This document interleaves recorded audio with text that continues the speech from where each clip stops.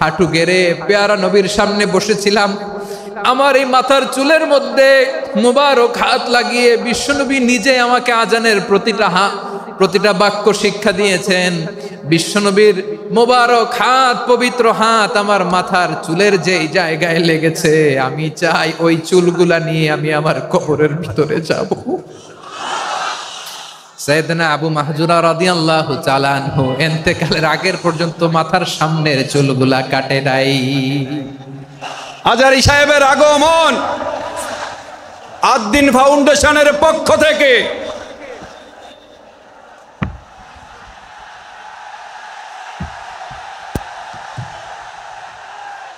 লিল্লাহি তাকবীর, লিল্লাহি তাকবীর।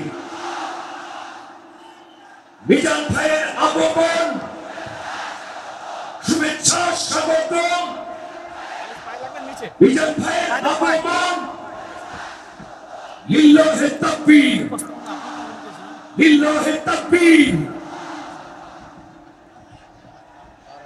সম্মানিত হাজিরিন, আপনারা ভালো আছেন সবাই? শীতে কষ্ট হচ্ছে না? মাশাআল্লাহ। 3 দিন ব্যাপী তাফসীরুল কোরআনের প্রোগ্রামের সমাপনী রজনী আজকে। আমি খুব লম্বা সময় নিব না। এটা তো আমার বিভাগীয় প্রোগ্রাম, খুলনা বিভাগের প্রোগ্রাম পেয়ে গেছে যশোর। মাশাআল্লাহ, 9টা প্যান্ডেল আছে। এখানে ধাক্কাধাক্কির কোনো মানি হয় না। তোমরা ধাক্কাধাক্কি করবা, এই জন্য প্যান্ডেল করা হয় নাই 9টা। বসো, কোনো কথা নাই। অনেক আলোচনা হয়েছে 3 দিন ব্যাপী।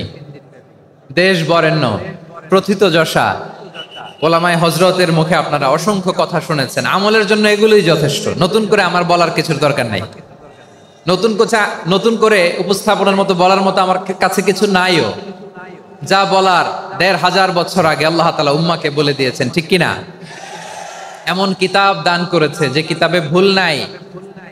যতই পড়ি ততই শেখা যায়।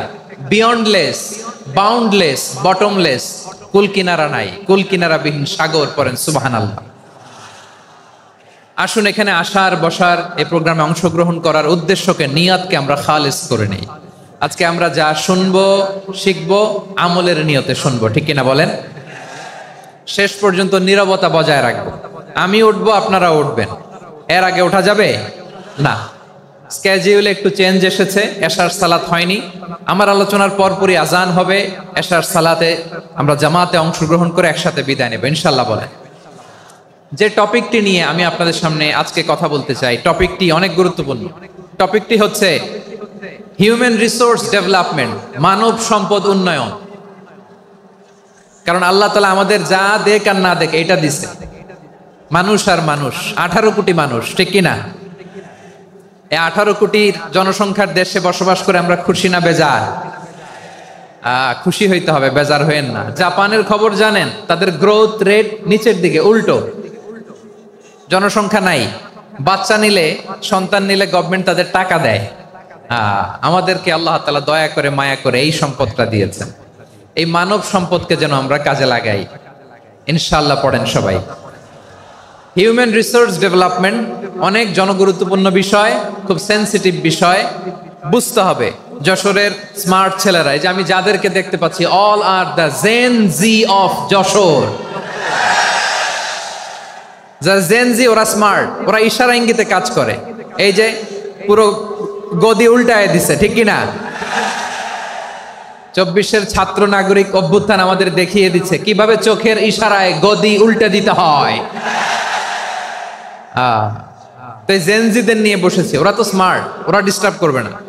মেহেরবানি করে আমার সাথে কানেক্ট করো, 1 to 1, brain to brain, eye to eye, eye contact করো আমার সাথে। তাকাও, কষ্ট হলো আমার দিকে তাকাও, আওয়াজ করা যাবে না, আমার দিকে তাকাও। প্রিয় ভাইয়েরা, হিউম্যান রিসোর্স ডেভেলপমেন্টের ব্যাপারে কিছু কথা বলবো। এই যে আমাদের বিশাল জনসংখ্যা, এই জনসংখ্যাকে কি করে জনসম্পদে রূপান্তরিত করা যায় এ ব্যাপারে কথা বলবো। আমি সূরাতু বনী ইসরাইলের 70 নম্বর আয়াত তেলাওয়াত করেছি। এই আয়াতের আলোকে কিছু কথা আমি আপনাদের সামনে বলবো। আল্লাহ তাআলা ইরশাদ করছেন, ওয়ালাকাদ কাররামনা বনী আদম ওয়া হামালনাহুম ফিল বাররি ওয়াল বাহরি ওয়া রাযাকনাহুম মিনাত তাইয়্যিবাত وفضلناهم على كثير ممن خلقنا تفضيلا পড়েন আল্লাহু আকবার। রব্বুল আলামিন বলেন ওয়ালাকাদ কাররামনা বানি আদম, আমি বনি আদমকে সম্মানিত করেছি, বনি আদমকে মর্যাদা দিয়েছি। ওয়া হামালনাহুম ফিল বাররি ওয়াল বাহর, বনি আদমকে জলে স্থলে স্থলে এবং সমুদ্রে চলাচলের বাহন দিয়েছি। ওয়া রাযাকনাহুম মিনাত তাইয়্যিবাত, তাদেরকে পবিত্র রিজিকের বন্দোবস্ত করেছি। ওয়া ফাদ্দালনাহুম আলা কাসীরিম মিম্মান খালাকনা তাফদীলা, আর আমি আল্লাহ যাদেরকে সৃষ্টি করেছি তাদের মধ্য থেকে বনি আদমকে আমি শ্রেষ্ঠ বানিয়েছি। আমরা শ্রেষ্ঠ, আমরা আশরাফুল মাখলুকাত। আমরা কি এই যে এমনি চিল্লাচিল্লি করে জিজ্ঞেস করলে বলে না, আমরা আশরাফুল মাখলুকাত। আমরা কি শ্রেষ্ঠ, সবার চেয়ে সেরা। আমাদের মতো করে আল্লাহ কাউকে বানায় নাই। দুই পায়ে ভর করে শির দ্বারা এরকম স্ট্যান্ড রেখে মাথা উঁচু করে দাঁড়াতে পারে এরকম কোন প্রাণী পৃথিবীতে আছে? এজন্য আল্লাহ বলেন ওয়ালাকাদ কাররামনা বানি আদম, আমি বনি আদমকে সম্মানিত করেছি, তাদেরকে আমি মর্যাদা দিয়েছি। তাদেরকে আমি যত মর্যাদা দিয়েছি আমার কোন সৃষ্টিকে এত মর্যাদা দেই নাই। পড়েন সুবহানাল্লাহ। I have dignified the status of the sons of Adam. আদমের সব সন্তানের মর্যাদা আমি বাড়িয়েছি। আল্লাহ এখানে বলেননি ওয়ালাকাদ কাররামনাল মুমিনিন, আমি মুমিনের মর্যাদা বাড়িয়েছি, বলেছেন? আল্লাহ এখানে বলেন নাই ওয়ালাকাদ কাররামনাল মুসলিমিন, আমি মুসলিমের মর্যাদা বাড়িয়েছি। আল্লাহ বলেছেন ওয়ালাকাদ কাররামনা বানি আদম, আমি বনি আদমের সম্মান বাড়িয়েছি, হোক সে মুমিন কিংবা কাফের, মুসলিম কিংবা মুশরিক, আস্তিক কিংবা নাস্তিক, আরব কিংবা অনারব, যেই হোক না কেন আদম সন্তান সবগুলার মর্যাদা বাড়ায় দিয়েছে কে? সবার মর্যাদা আল্লাহ বাড়িয়েছে। মানুষ হিসেবে মর্যাদা। বিশ্বনবী সাল্লাল্লাহু আলাইহি ওয়াসাল্লাম ইহুদির লাশ দেখে দাঁড়িয়ে গেলেন। কার লাশ? আমার যশোরের ভাইয়েরা আওয়াজ করে বলুন, কার লাশ? ইহুদির লাশ দেখে দাঁড়ায় গেলেন। সাহাবারা বললেন ইয়া রাসূলুল্লাহ, আপনি দাঁড়ালেন যে, এটা তো ইহুদির লাশ। বিশ্বনবী বললেন আওয়ালাইসাত নাফসান, এটা কি মানুষ নয়? এটা হোক ইহুদি হোক খ্রিস্টান, এটা তো মানুষ। আমি মানুষ দেখে দাঁড়িয়েছি। আই স্যালিউট দ্য হিউম্যানিটি, আমি মানবতাকে সম্মান করেছি। পড়েন সুবহানাল্লাহ। তাহলে এই জমিনে মানুষের মর্যাদা বেশি, হোক আস্তিক হোক নাস্তিক, হোক মুমিন কিংবা কাফের। আদমের সন্তান হলে, মানুষ হলেই তার মর্যাদা বাড়িয়েছে কে? আমার কলিজার টুকরা যশোরের ভাইয়েরা, মানুষের মর্যাদা আল্লাহ এত বাড়িয়েছেন, মানুষ জীবিত থাকলেও যেমনি মর্যাদাবান, মরে গেলেও মর্যাদাবান। সুবহানাল্লাহ পড়েন। মানুষ মরে গেলে এই ডেড বডিটা কি হয়? পচে যায়, গলে যায়, মাটির সাথে মিশে যায়। তাই বলে আপনি ডেড বডির সাথে যাচ্ছে তাই করতে পারবেন না। পারবেন? কেউ যদি অন্যায় করে তাকে যদি আপনি শাস্তির আওতায় আনেন, যা মনে চায় করতে পারবেন না। তারা আগুন দিয়ে পোড়াতে পারবেন না, নাক কাটতে পারবেন না, কান কাটতে পারবেন না, অঙ্গ বিকৃতি করতে পারবেন না। কারণ মানব জাতির মর্যাদা স্বয়ং দিয়েছে কে? ডেড বডি পচে যাবে, গলে যাবে। তারপর ইসলাম বলে না, খবরদার, এই মরা লাশটারও একটা মর্যাদা আছে না নাই? ইসলাম বলে এই লাশটা গলে যাবে, পচে যাবে, কিন্তু এটার অমর্যাদা করো না। কর্পূর দিয়ে, খেজুর পাতা দিয়ে, এটাকে ওয়ার্ম ওয়াটার দিয়ে, গরম পানি দিয়ে ধৌত করো। সাদা শুভ্র ধবধবে কাপড় দিয়ে লাশটাকে তুমি কাভার করো। তারপরে খাটিয়ার মধ্যে লাশটাকে রেখে বিশাল একটা প্রোগ্রাম করো, একটা ফিউনারাল প্রোগ্রাম করো। ওই প্রোগ্রামের ডানে বায়ে পেছনে লাশটারে রাখলে হবে না, প্রোগ্রামের একেবারে সামনটাতে তুমি লাশটাকে রাখো। সুবহানাল্লাহ। একটা ফিউনারাল প্রোগ্রাম করতে হবে, তাকে শেষ বিদায় জানাতে হবে, যেটাকে আমরা জানাজা বলি। কি বলি? জানাজা মানে মাইয়েতের জন্য দোয়া, তার জন্য দোয়া করা হয়। তাকে একটা সিস্টেমেটিক অর্ডারে কবরে রাখা হয়, সুন্দরভাবে সেটাকে কবরস্থ করা হয়, মাটি দেয়া হয়, পানি দেয়া হয়। তার মানে মরে গেলেও মানুষের সম্মান বাড়ায় দিয়েছে কে? এজন্য আল্লাহ বললেন ওয়ালাকাদ কাররামনা বানি আদম, বনি আদমের সম্মান মর্যাদা আমি আল্লাহ বাড়িয়ে দিয়েছি। মানুষের সম্মানে তুমি কখনো আঘাত করো না, ঠিক কি না? তাহলে ভাই, প্রথম মেসেজ হচ্ছে, the first and foremost message tonight to the people of Jessore, Allah বলেন, I have dignified the status of son of Adam. আমি বনি আদম সবার মর্যাদা বাড়িয়ে দিয়েছি, হোক আস্তিক নাস্তিক, হোক কাফের কিংবা মুশরিক, তার মর্যাদা বাড়াই দিছে কে? যখন বন্যা হয় আমরা ত্রাণ নিয়ে যাই, আমরা শুধু মুসলমানদেরকে ত্রাণ দেই নাকি? হ্যাঁ, আমরা মুসলমানকেও দেই, অমুসলমানকেও দেই, হিন্দুকেও দেই, বৌদ্ধকেও দেই। যেখানেই মানবতা বিপন্ন সেখানে ইসলামের হেল্পিং হ্যান্ড আছে না নাই? সুবহানাল্লাহ, কি দিন আমরা পেয়েছি, কি বিধান আমরা পেয়েছি। ওয়ালাকাদ কাররামনা বনি আদম, আমি বনি আদমকে সম্মানিত করেছি। এরপর আল্লাহ বললেন, ওয়া হামালনাহুম ফিল বাররি ওয়াল বাহর, মানুষকে স্থলে এবং সমুদ্রে চলাচলের বাহন আমি দিয়েছি। স্থলে কিভাবে চলবে, জলে কিভাবে চলবে, এই বাহনের ব্যবস্থা করেছে কে?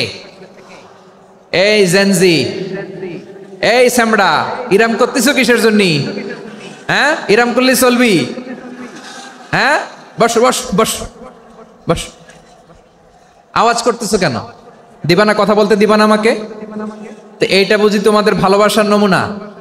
তোমাদের ভালোবাসার কারণে যদি আমি কোথাও দাঁড়াতেই না পারি, কোথাও বসতে না পারি, কোথাও দুটা কথা বলতে না পারি, এই ভালোবাসা দিয়ে কি হবে আমার? বরং ঘামতে ঘামতে ঘর্মাক্ত হব, রক্তাক্ত হব। কিন্তু সেন্ট্রাল থেকে, সেন্ট্রালি যে ইনস্ট্রাকশন আসবে, সেই ইনস্ট্রাকশনের এক চুল আমরা ডানে বায়ে যাব না। এইটা গণজাগরণের জন্য এইটা দরকার, ইসলামী বিপ্লবের জন্য এইটা দরকার। তো আধা ঘন্টা ধরে যদি তোমাদেরকে থামানোই না যায়, এই লস্কর দিয়ে আমি কি করব? আল্লাহর ওয়াস্তে নো নো নো স্লোগান, চুপচাপ একেবারে আমার দিকে তাকাও। আল্লাহ বললেন, ওয়া হামালনাহুম ফিল বাররি ওয়াল বাহর, জলে স্থলে আমি চলাচলের যানবাহনের ব্যবস্থা করেছি।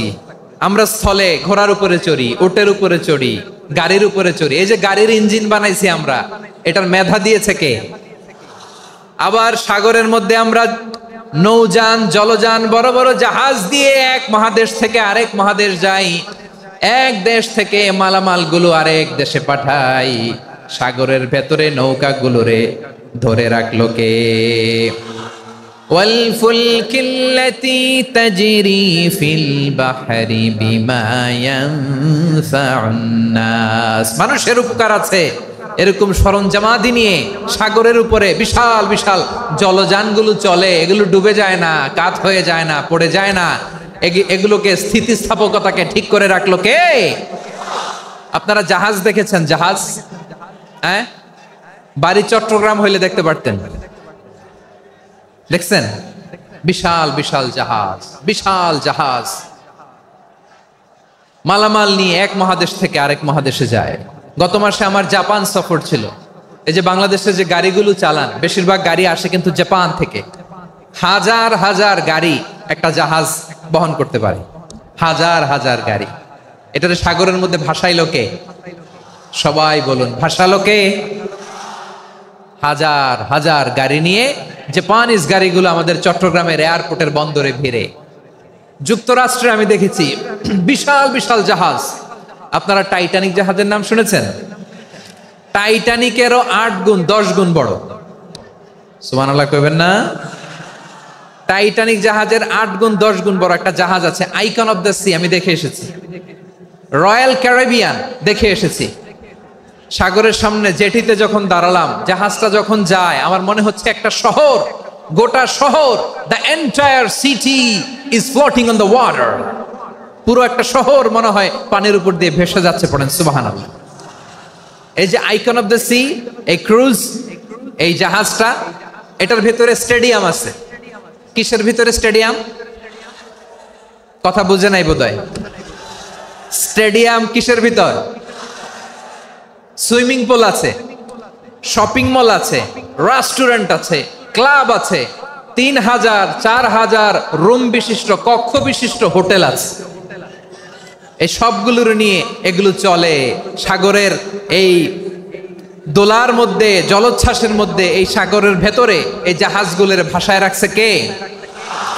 সূরাত আর-রহমানে আল্লাহ তাআলা বললেন, ওয়ালাহুল জাওয়ারিল মুনশাআতু ফিল বাহরি কাল আ'লাম ফাবিআইয়ি আলা, সবাই পড়েন ফাবিআইয়ি আলাই রাব্বিকুমা তুকাযযিবান। পাহাড় সম বড় বড় জাহাজগুলো মাল বোঝাই করে সাগরের মধ্যে ভেসে বেড়ায়, এগুলো দিয়ে মালামাল বহন করা যায়। মানুষরা এক দেশ থেকে আরেক দেশে যায়, এই জাহাজগুলোরে সাগরের ভেতরে ভাসায় রাখলো কে? এই আয়াতের ভেতরে আল্লাহ তাআলা সূরাত বনী ইসরাঈলের এই চমৎকার আয়াতের ভেতরে আল্লাহ তাআলা বেসিক্যালি মানব জাতির প্রতি তার 4টি স্পেশাল অনুগ্রহের কথা বলেছেন। কয়টি? 2টা বলে ফেলছি। 1 নাম্বার ওয়ালাকাদ কাররামনা বনী আদম, আমি বনী আদমের সম্মান বাড়াইছি। নাকি মুসলমানদের? নাকি মুসল্লিদের? কার সম্মান বাড়িয়েছি? বনী আদমের। তাহলে human dignity, the first part of the verse talks about the human dignity.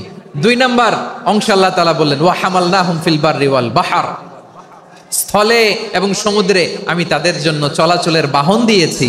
সুবহানাল্লাহ। তার মানে smooth movement on land and sea, জলে এবং স্থলে যাতে আমরা স্মুথলি মুভ করতে পারি আল্লাহ তাআলা দিয়েছেন। 3 নাম্বার আল্লাহ তাআলা বললেন ওয়া রাযাকনাহুম মিনাত তাইয়্যিবাত, মানুষের জন্য আমি পবিত্র রিজিকের ব্যবস্থা করেছি। জলে এবং স্থলে যত প্রাণী আছে সবগুলা প্রাণীকে রিজিক দেয় কে? আমাদেরকে রিজিক দেয় কে? সাগরের মাছগুলোকে, বড় বড় তিমি মাছগুলোরে রিজিক দেয় কে?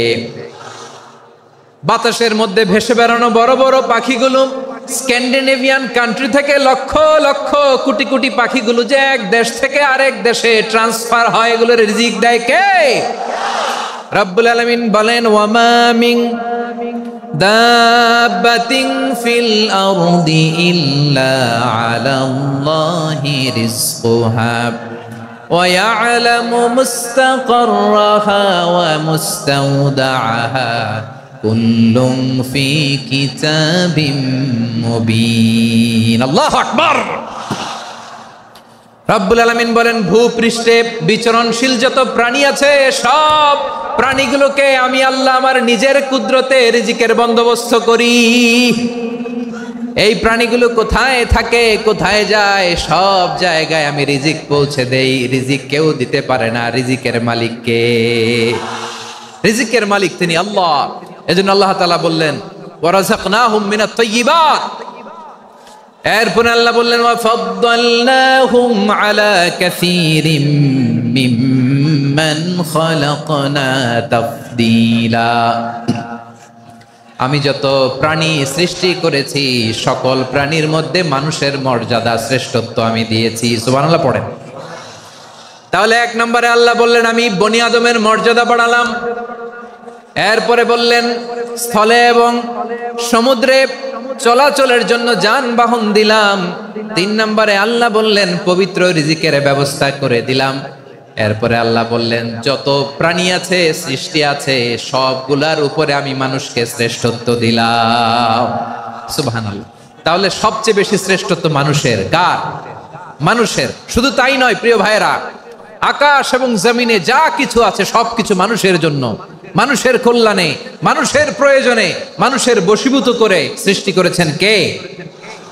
রব্বুল আলামিন বলেন হুয়াল্লাযী খালাকা লাকুম মা ফিল আরদি জামিআ। এই জমিনের মধ্যে যা কিছু আমি আল্লাহ সৃষ্টি করেছি সব কিছু আমি মানুষের জন্য সৃষ্টি করেছি। পড়েন সুবহানাল্লাহ। হুয়াল্লাযী খালাকা লাকুম মা ফিল আরদি জামিআ, যা আছে সব আমাদের জন্য, সব আমাদেরকে সার্ভিস দেওয়ার জন্য, আমাদের উপকারের জন্য, আমাদের কল্যাণের জন্য। আওয়াজ করে সবাই পড়ুন আল্লাহু আকবার। অন্য আয়াতে আল্লাহ বললেন ওয়াসাখখারা লাকুম মা ফিস সামাওয়াতি ওয়া মা ফিল আরদি জামিআম মিন ইন্না ফি যালিকা লাআয়াতিন লিকাউমিন ইয়াতাফাক্কারুন।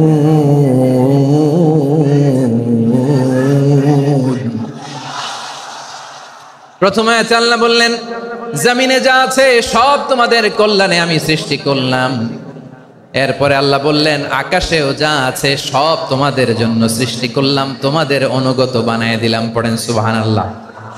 মানুষের কি ব্রেইন দেখেন, মানুষ জমিন ছেড়ে আকাশে চলে যায়। পাখি দেখে মানুষের শখ হলো, পাখি যেহেতু উঠতে পারে আমরাও পারবো।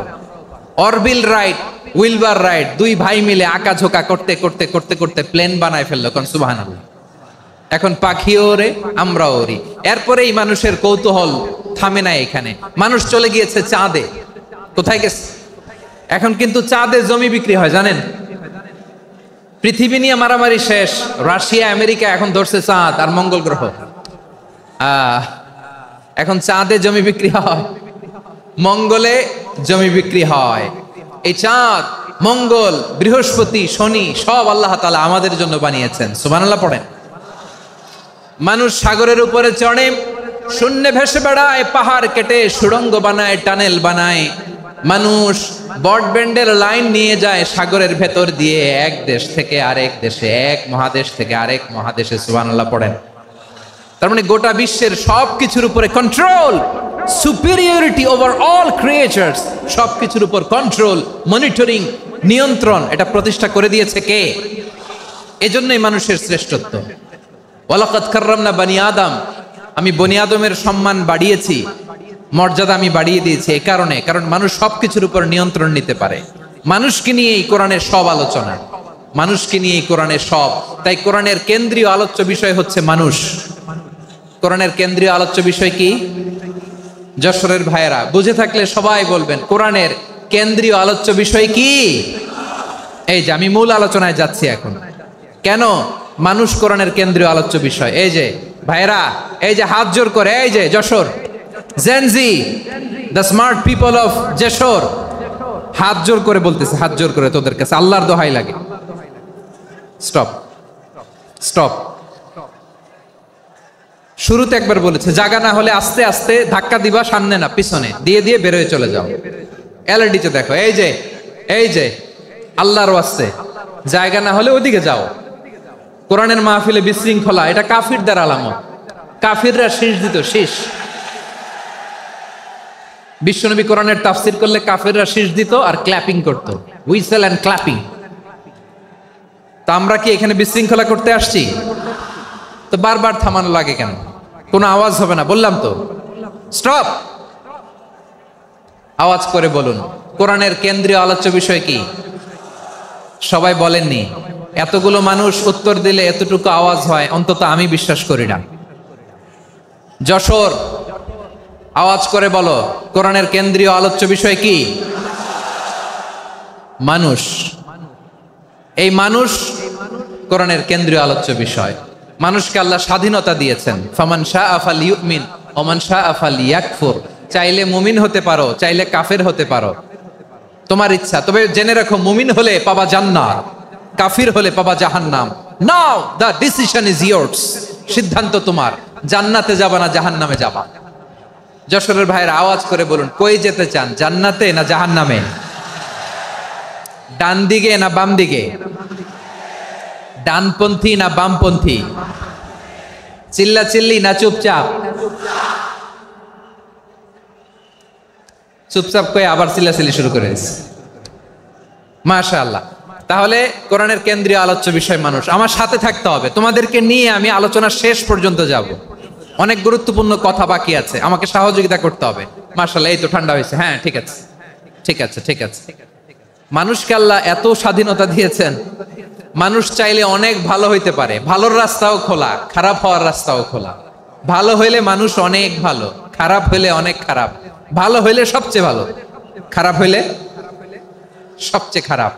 এজন্য সিদ্ধান্ত আপনাকেই নিতে হবে। আল্লাহ তাআলা বলছেন, লাকাদ খালাকনাল ইনসানা ফি আহসানি তাকওয়িম সুম্মা রাদাদনাহু আসফালা সাফিলিন। আমি মানুষকে অনেক সুন্দর অবয়বে, সুন্দর আকৃতিতে সৃষ্টি করেছি। তার শুধু চেহারার ডিজাইনটাই সুন্দর নয়, তার ব্রেনটা বড্ড সুন্দর, তার মানসিকতা বড্ড সুন্দর, তার সৃজনশীলতা বড্ড সুন্দর। পড়েন সুবহানাল্লাহ। আমাদের চেহারা, অবয়ব, ডিজাইন যে সুন্দর তা না, আমাদের ব্রেনটা অনেক সফিস্টিকেটেড ব্রেন, অনেক সফিস্টিকেটেড। এই 1.5 কেজি ব্রেন ইউজ করে মানুষ গোটা বিশ্বে সভ্যতা বিনির্মাণ করেছে, ঠিক কিনা? এই ব্রেন আল্লাহ তাআলা আমাকে দিয়েছে। এটারে কাজে লাগালে আপনার সিক্স সেন্স কাজে লাগালে আপনি অনন্য মানুষ হয়ে উঠবেন, মহামানবে রূপান্তরিত হবেন। মানুষ হতে পারে, চাইলেই মহামানব হতে পারে। আবার যদি মানুষ চায় খারাপও হতে পারে। আল্লাহ বললেন শুধু ভালোই না, ভালো হতে চাইলে অনেক ভালো তুমি হতে পারো, আবার খারাপ হতে চাইলে অনেক খারাপ তুমি হতে পারো। সুম্মা রাদাদনাহু আসফালা সাফিলিন।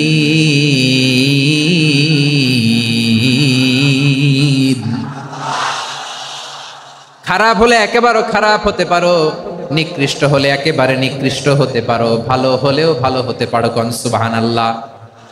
এবার আওয়াজ করে বলুন, ভালো হতে চাই না খারাপ, শ্রেষ্ঠ না নিকৃষ্ট? মানুষ ভালো হলে মানুষ ফেরেশতার চেয়েও ভালো, মানুষ খারাপ হলে সে পশুর চেয়েও খারাপ। কথা ঠিক কিনা বলেন? ভালো হলে ফেরেশতার চেয়েও ভালো, খারাপ হলে পশুর চেয়েও নিকৃষ্ট। তার মানে শ্রেষ্ঠত্বে মানুষ, শ্রেষ্ঠত্বে ফেরেশতাকে হার মানায়, আর অধপতনে শ্রেষ্ঠত্বে ফেরেশতাকে ছাড়িয়ে যায়, আর অধপতনে পশুকেও হার মানায়। আই রিপিট, আমি আবারও বলছি, মানুষ শ্রেষ্ঠত্বে ফেরেশতাকে ছাড়িয়ে যায়, আর অধপতনে সে পশুকেও হার মানায়। আওয়াজ করে বলতে হবে ঠিক কি না? এটার প্রমাণ কি? মানুষ শ্রেষ্ঠ হইলে যে ফেরেশতার চেয়েও সেরা, তার প্রমাণ কি? আল্লাহ তাআলা বলছেন, ওয়া ইয কুলনা লিল মালাইকাতি ইসজুদু লি আদম ফাসাজাদু ইল্লা ইবলিস আবা ওয়াস্তাকবারা ওয়া কানা মিনাল কাফিরিন। আল্লাহ বলেন, স্মরণ করো সে সময়ের কথা যখন আমি ফেরেশতাদেরকে বললাম, ও ফেরেশতারা আদমকে সেজদা দাও। সব ফেরেশতারা সম্মান সূচক সেজদা আদমকে দিল, তার আদমের জন্য সেজদায় লুটিয়ে পড়লো, একজন ছাড়া, তার নাম ইবলিস। আওয়াজ করে বলেন তার নাম কি? সে অহংকার প্রদর্শন করলো, সে কাফের হয়ে গেল, বাকি সব ফেরেশতারা সেজদা দিল। সুবহানাল্লাহ। আবার আদম আলাইহিস সালামকে আল্লাহ জিজ্ঞেস করলেন, সব বলে দিল উত্তর, কিন্তু ফেরেশতাদেরকে একই প্রশ্ন জিজ্ঞেস করলেন, তারা উত্তর করতে পারে নাই। তার মানে এর মধ্য দিয়ে প্রমাণিত হয়, মানুষ ভালো হলে ফেরেশতার চেয়েও ভালো, ফেরেশতার চেয়েও মানুষের মর্যাদা বাড়িয়ে দিয়েছে কে? সব নূরের ফেরেশতা যখন মাটির আদমকে সেজদা দেয়, এটা প্রমাণ করে ফেরেশতার চেয়েও মানুষের মর্যাদা বাড়িয়ে দিয়েছে কে? তুমি মাটির আদমকে প্রথম সৃষ্টি করিয়া ঘোষণা করিয়া দিলে শ্রেষ্ঠ বলিয়া, তাই তো নূরের ফেরেশতা করে আদমকে সেজদা। ঠিক কিনা বলেন? তাই তো নূরের ফেরেশতা করে আদমকে সেজদা, সবার চেয়ে সম্মান দিলে মাটির আদমকে। আল্লাহু আল্লাহু তুমি জাল্লে জালালুহু, শেষ করা তো যায় না গে তোমার গুণগান। পড়েন না? পড়েন। আল্লাহু আল্লাহু তুমি জাল্লে জালালুহু, শেষ করা তো যায় না গে তোমার গুণগান। আল্লাহু আল্লাহু। আল্লাহু আকবার। আদমের মর্যাদা বেশি, মানুষের মর্যাদা বেশি, মানুষ শ্রেষ্ঠ, তার প্রমাণ নূরের ফেরেশতা মাটির আদমকে সেজদা করে। আওয়াজ করে বলেন ঠিক কি না? তাহলে মানুষ ভালো হলে ফেরেশতার চেয়ে ভালো, আবার মানুষ যদি খারাপ হয় সে পশুর চেয়েও খারাপ, অধপতনে পশুত্বকে হার মানায়। তার প্রমাণ, তার প্রমাণ কি? তার প্রমাণ হচ্ছে যশোরের ভাইরা দেখবেন পত্রিকায় নিউজ পেপারে মাঝে মাঝে এরকম দেখা যায়, এক মানুষ আরেক মানুষকে হত্যা করে 20 টুকরা করে বস্তার ভিতরে ভরেছে। আপনারা এই নিউজ পড়েন নাই না? দেখেন নাই?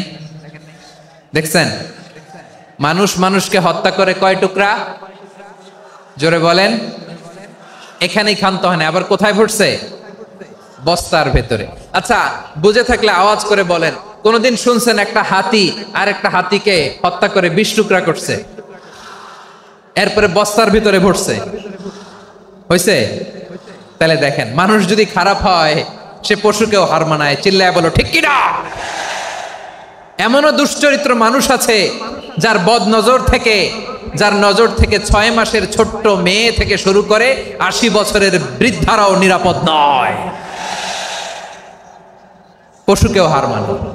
মানুষ মানুষের ঘর জ্বালিয়ে পুড়ে মেসাকার করে দেয়, জনপদের পর জনপদ জ্বালায় দেয়, এরকম আছে না নাই?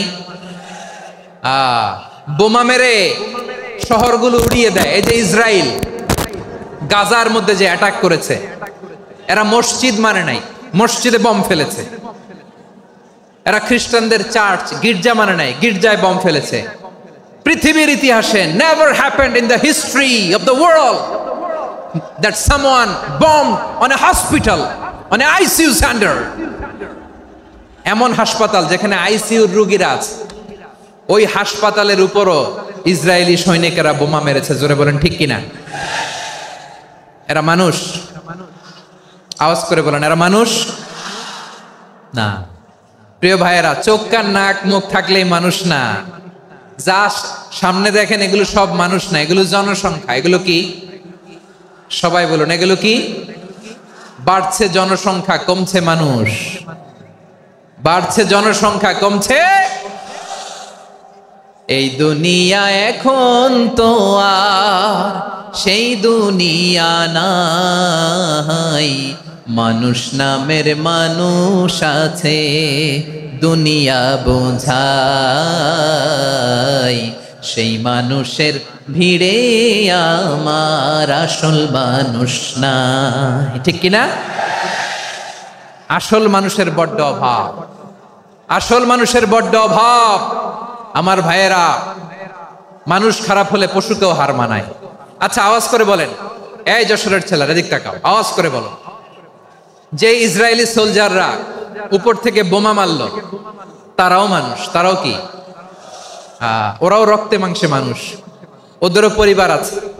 বোমা মেরে যেই মেয়েটাকে তারা অনাথ বানায়, ইয়াতিম বানায়, ও কিন্তু বাসায় ওর মেয়েটাকে রেখে আসছে। ঠিক কিনা বলেন? বম্বিং করে যে বাবাকে মেরে, স্বামীকে মেরে স্ত্রীকে বিধবা বানায়, তারও ঘরে স্ত্রী আছে। উপর থেকে বম মেরে মানুষ মেরে দিচ্ছে, তারাও মানুষ। 1945 সালের 6 আগস্ট আমেরিকান সোলজাররা হিরোশিমায় বম মেরেছে। আমি নিজে দেখে এসেছি জাপানের হিরোশিমাতে। সকাল 8:15 মানুষ কেউ অফিসে যাচ্ছিল, কেউ খেতে খামারে কাজ করতে যাচ্ছিল। লিটল বয় নামে একটা বোম মেরেছে তারা। এই বোমের আঘাতে, পারমাণবিক এই বোমার রেডিয়েশনে আঘাতে, বোম ব্লাস্ট হওয়ার পরে মুহূর্তের মধ্যে 1,40,000 নাই। উপর থেকে যারা মারতেছে এরাও মানুষ, যাদেরকে মারলো তারাও। তার মানে মানুষে মানুষে পার্থক্য আছে না? নেই? মানুষে মানুষে পার্থক্য আছে। নাক কান চোখ মুখ থাকলেই মানুষ নয়। বাড়ছে জনসংখ্যা, কমছে মানুষ। চিল্লায় বলো ঠিক কিনা? তাহলে আমরা বুঝলাম, মানুষ ভালো হলে অনেক ভালো, খারাপ হলে অনেক খারাপ। ও আমার কলিজার টুকরা যশোরের ভাইয়েরা, আসুন না 3 দিন ব্যাপী এই তাফসিরুল কোরআনের ঐতিহাসিক প্রোগ্রাম থেকে আমরা সিদ্ধান্ত নেই, আমরা ভালো মানুষ হব নাকি খারাপ মানুষ হব। কলিজা থেকে, প্রাণ থেকে আওয়াজ করে সবাই বলুন, ভালো মানুষ নাকি খারাপ মানুষ? ভালো মানুষ হইতো। ভালো মানুষ যারা জগৎটাকে এনলাইটেন করবে, যারা এনলাইটেন করবে, যারা সত্যের বীর সেনানী হয়ে দাঁড়াবে, যারা সত্যের পক্ষে কথা বলবে, যারা জালিমের মসনদকে ভেঙে খান খান করে দেবে। এরকম হওয়ার দরকার আছে না নাই? এরকম ভালো মানুষ আমরা হতে চাই কি চাই না? মানুষকে যত্ন নিলে মানুষ যে কত ভালো হয় আপনি কল্পনাও করতে পারবেন না। এই যে আপনাদের যশোরে যে ভালো ছেলেগুলো আছে, যে ভালো তরুণগুলো আছে, যে যুবকগুলো আছে, যে ভালো আলেমরা আছে, ভালো নেতারা আছে, সবাই যদি তাদের মতো হতো, পুরো যশোরটা একটা জান্নাতের টুকরা হয়ে যেত। আওয়াজ করে বলেন ঠিক কিনা?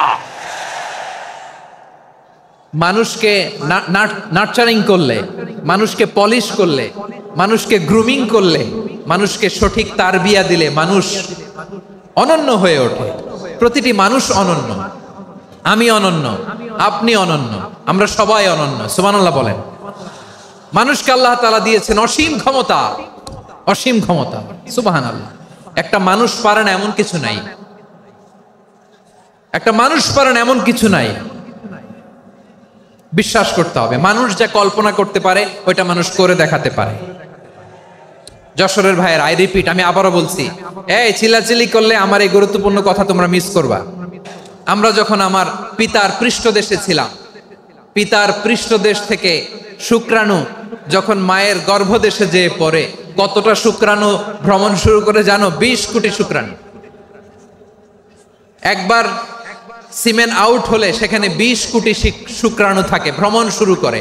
ওই 20 কোটি শুক্রাণুর মধ্যে থেকে তুমি আমি আজকে এক বিকশিত শুক্রাণু মানব রূপে পৃথিবীতে এসেছি। সুবহানাল্লাহ। ওই 20 কোটি শুক্রাণুর প্রতিযোগিতায় সবাই রে পেছনে ফেলে সেদিন আমি সফল হয়েছিলাম, সেদিন আমি বিজয়ী হয়েছিলাম।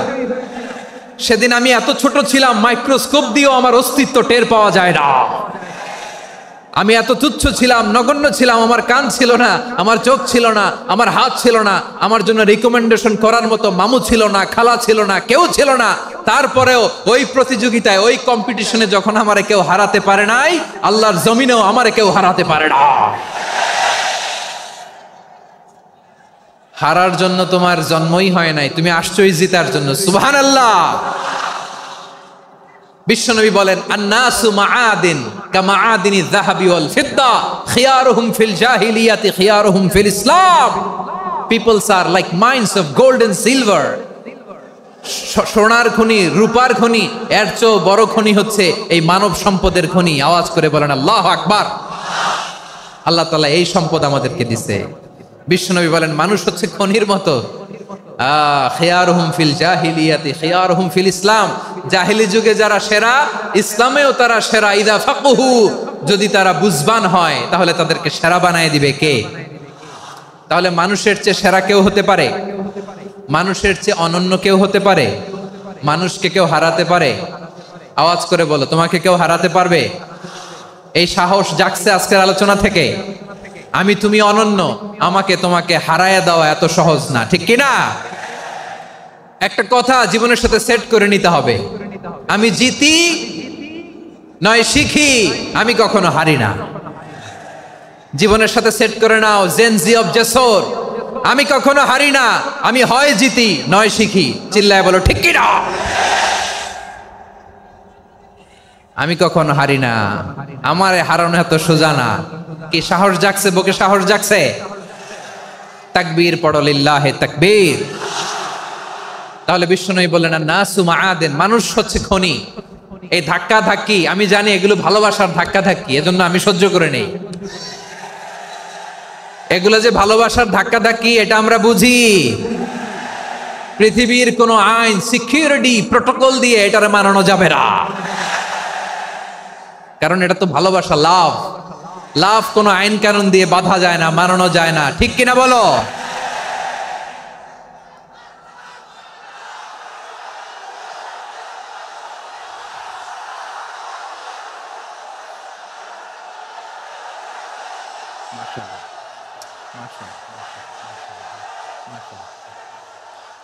ঠিক আছে, বসুন বসুন বসুন। আল নাসু মাআদিন, মানুষ হচ্ছে খনি। এই খনির যত্ন নিতে হবে। আমার মা বাবা যারা এসেছেন, আপনার ছেলে মেয়ের যত্ন নেন। আপনার ছেলের মধ্যে যে কি পটেনশিয়াল আপনি জানেন না। আপনার এই ছোট্ট অবুজ ছেলেটাই আগামী দিনের শায়েখ আহমদুল্লাহ হবে। আপনার হেফজখানায় পড়া ওই ছোট্ট ছেলেটাই আগামী দিনের আল্লামা মামুনুল হক হবে। আপনার ওই ছেলেটা আমির হামজা হবে, আব্দুল হাই সাইফুল্লাহ হবে। এভাবে বড় বড় আলেম হবে, তারা যুগশ্রেষ্ঠ আলেম হবে। সেই একদিন এই বাংলাদেশের পার্লামেন্টে যে বক্তব্য দিয়ে যশোরের পক্ষে কথা বলবে। আপনি জানেন না, কাউকে ছোট করবেন না আপনি, ওর কনফিডেন্স আপনি কমাবেন না, আপনি কমাতে পারেন না। প্যান্ডেলে আমার যে মা বোনেরা আছেন, ছেলে মেয়েদেরকে কখনো ছোট করে কথা বলবেন না। ও যে কোথায় যাবে আপনি জানেন না, আপনি মা হয়ে তাকে সাহস দিবেন, তার কল্পনার জগৎটাকে সাজাতে তাকে উৎসাহিত করবেন, ঠিক কিনা বলেন? আর আমার প্যান্ডেলের আমার প্রিয় শ্রদ্ধাশীলা মায়েরা বোনেরা, আপনারা তো আরো দামি সম্পদ। বিশ্বনবী বলেন, আর দুনিয়া কুল্লুহা মাতা। আল্লাহ আল্লাহ আল্লাহ, বিশ্বনবীর কথার ওজন দেখেন। আর দুনিয়া কুল্লুহা মাতা ওয়া খায়রু মাতা'আদ দুনিয়া আল মারআতুস সালিহা। বিশ্বনবী বলেন, দুনিয়ায় যা দেখো সব আল্লাহর দেওয়া অ্যাসেট, মানে সম্পদ। আর এত অ্যাসেটের ভিড়ে সবচাইতে শ্রেষ্ঠ সম্পদ হচ্ছে নেককার নারী। সুবহানাল্লাহ। ভাইয়েরা বোনের সাথে খারাপ আচরণ করো না, সন্তান মায়ের সাথে খারাপ আচরণ করো না। আমাদের মায়েরা আমাদের asset, they are our priceless asset. কারণ এই মায়েদের পেটে এসেছে আল্লাহর ওলিরা, এই মায়েদের পেটে এসেছে খান জাহান আলী, এই মায়ের পেটে এসেছে শাহজালাল ইয়ামানি, এই মায়ের পেটে এসেছে আল্লাহর সব নবীরা। নাকি নবীরা আকাশ থেকে ধপ করে জমিনে নেমে আসছে? মায়ের পেটে আসছে। এই মায়ের পেটগুলো খনি। আমার সম্মানিতা মায়েরা বোনেরা, নিজেকে ইসলাম দিয়ে সাজান, নিজেকে ইসলাম দিয়ে সাজান,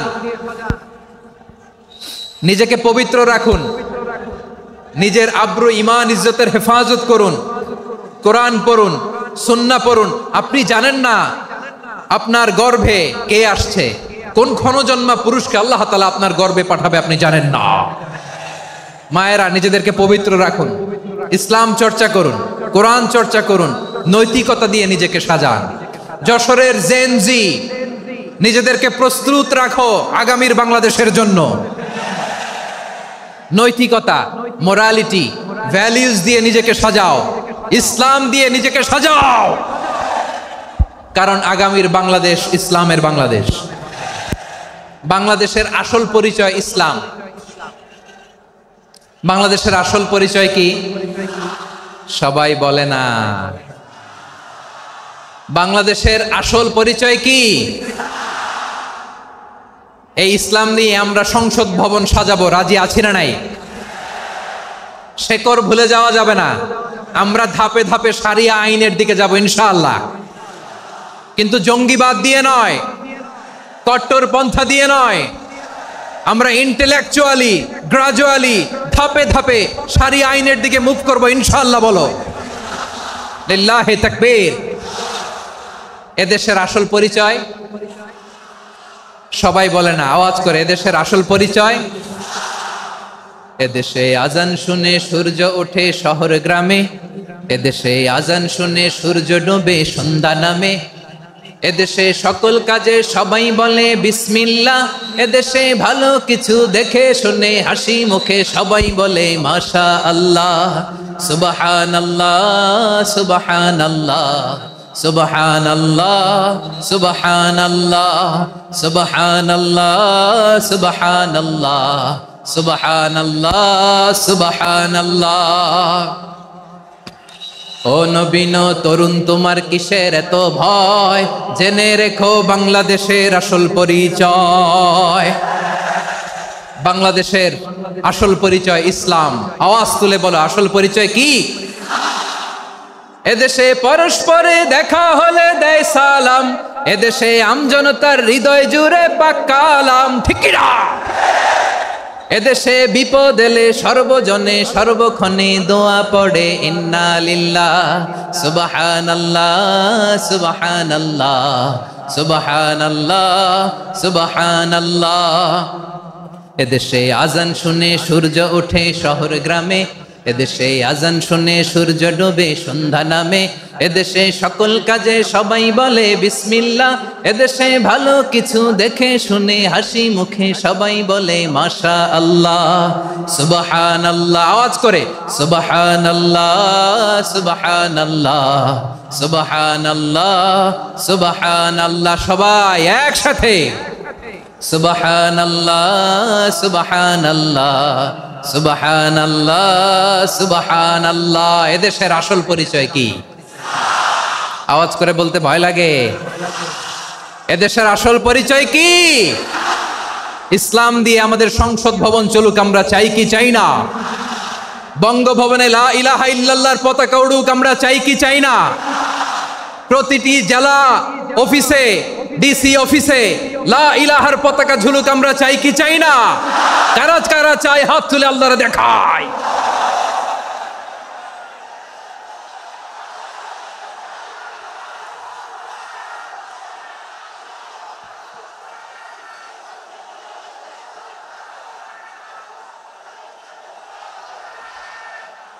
মাশাআল্লাহ, মাশাআল্লাহ, মাশাআল্লাহ, মাশাআল্লাহ। যশোর, আওয়াজ করে বলো, ভালো মানুষ না খারাপ মানুষ? বুঝে বলছো তো? মানুষ ভালো হলে যে কত ভালো। এই মানুষকে যত্ন নিলে, মানুষকে মানুষ বানালে যে সে কি হতে পারে শুনবা? হ্যাঁ, নাকি মোনাজাত দিয়ে দিব? শুনবা? তাহলে থামতে হবে। থামো, আমি যখন বলবো থামো থামো, তাকবীরের সময় দিলে তাকবীর, থামো থামো। মানুষকে যত্ন নিলে, এই এদিকে এদিকে, ড্রোন নামায় ফেলো। হয়েছে, ড্রোনের ফুটেজ হয়ে গেছে, এবার ড্রোন নামায় ফেলো। আমার দিকে তাকাও। মানুষকে, তোমরা এদিক সেদিক তাকালে তো গুরুত্বপূর্ণ পয়েন্ট মিস হয়ে যাবে। এদিকে এদিকে, হ্যাঁ মাস, ঠিক আছে, এদিকে। মানুষকে যত্ন নিলে মানুষের মধ্যে যারা কি পটেনশিয়াল রেখেছে, আমি জাপানের দুইটা উদাহরণ দেই। জাপানের, এই এই এভাবে এভাবে হবে,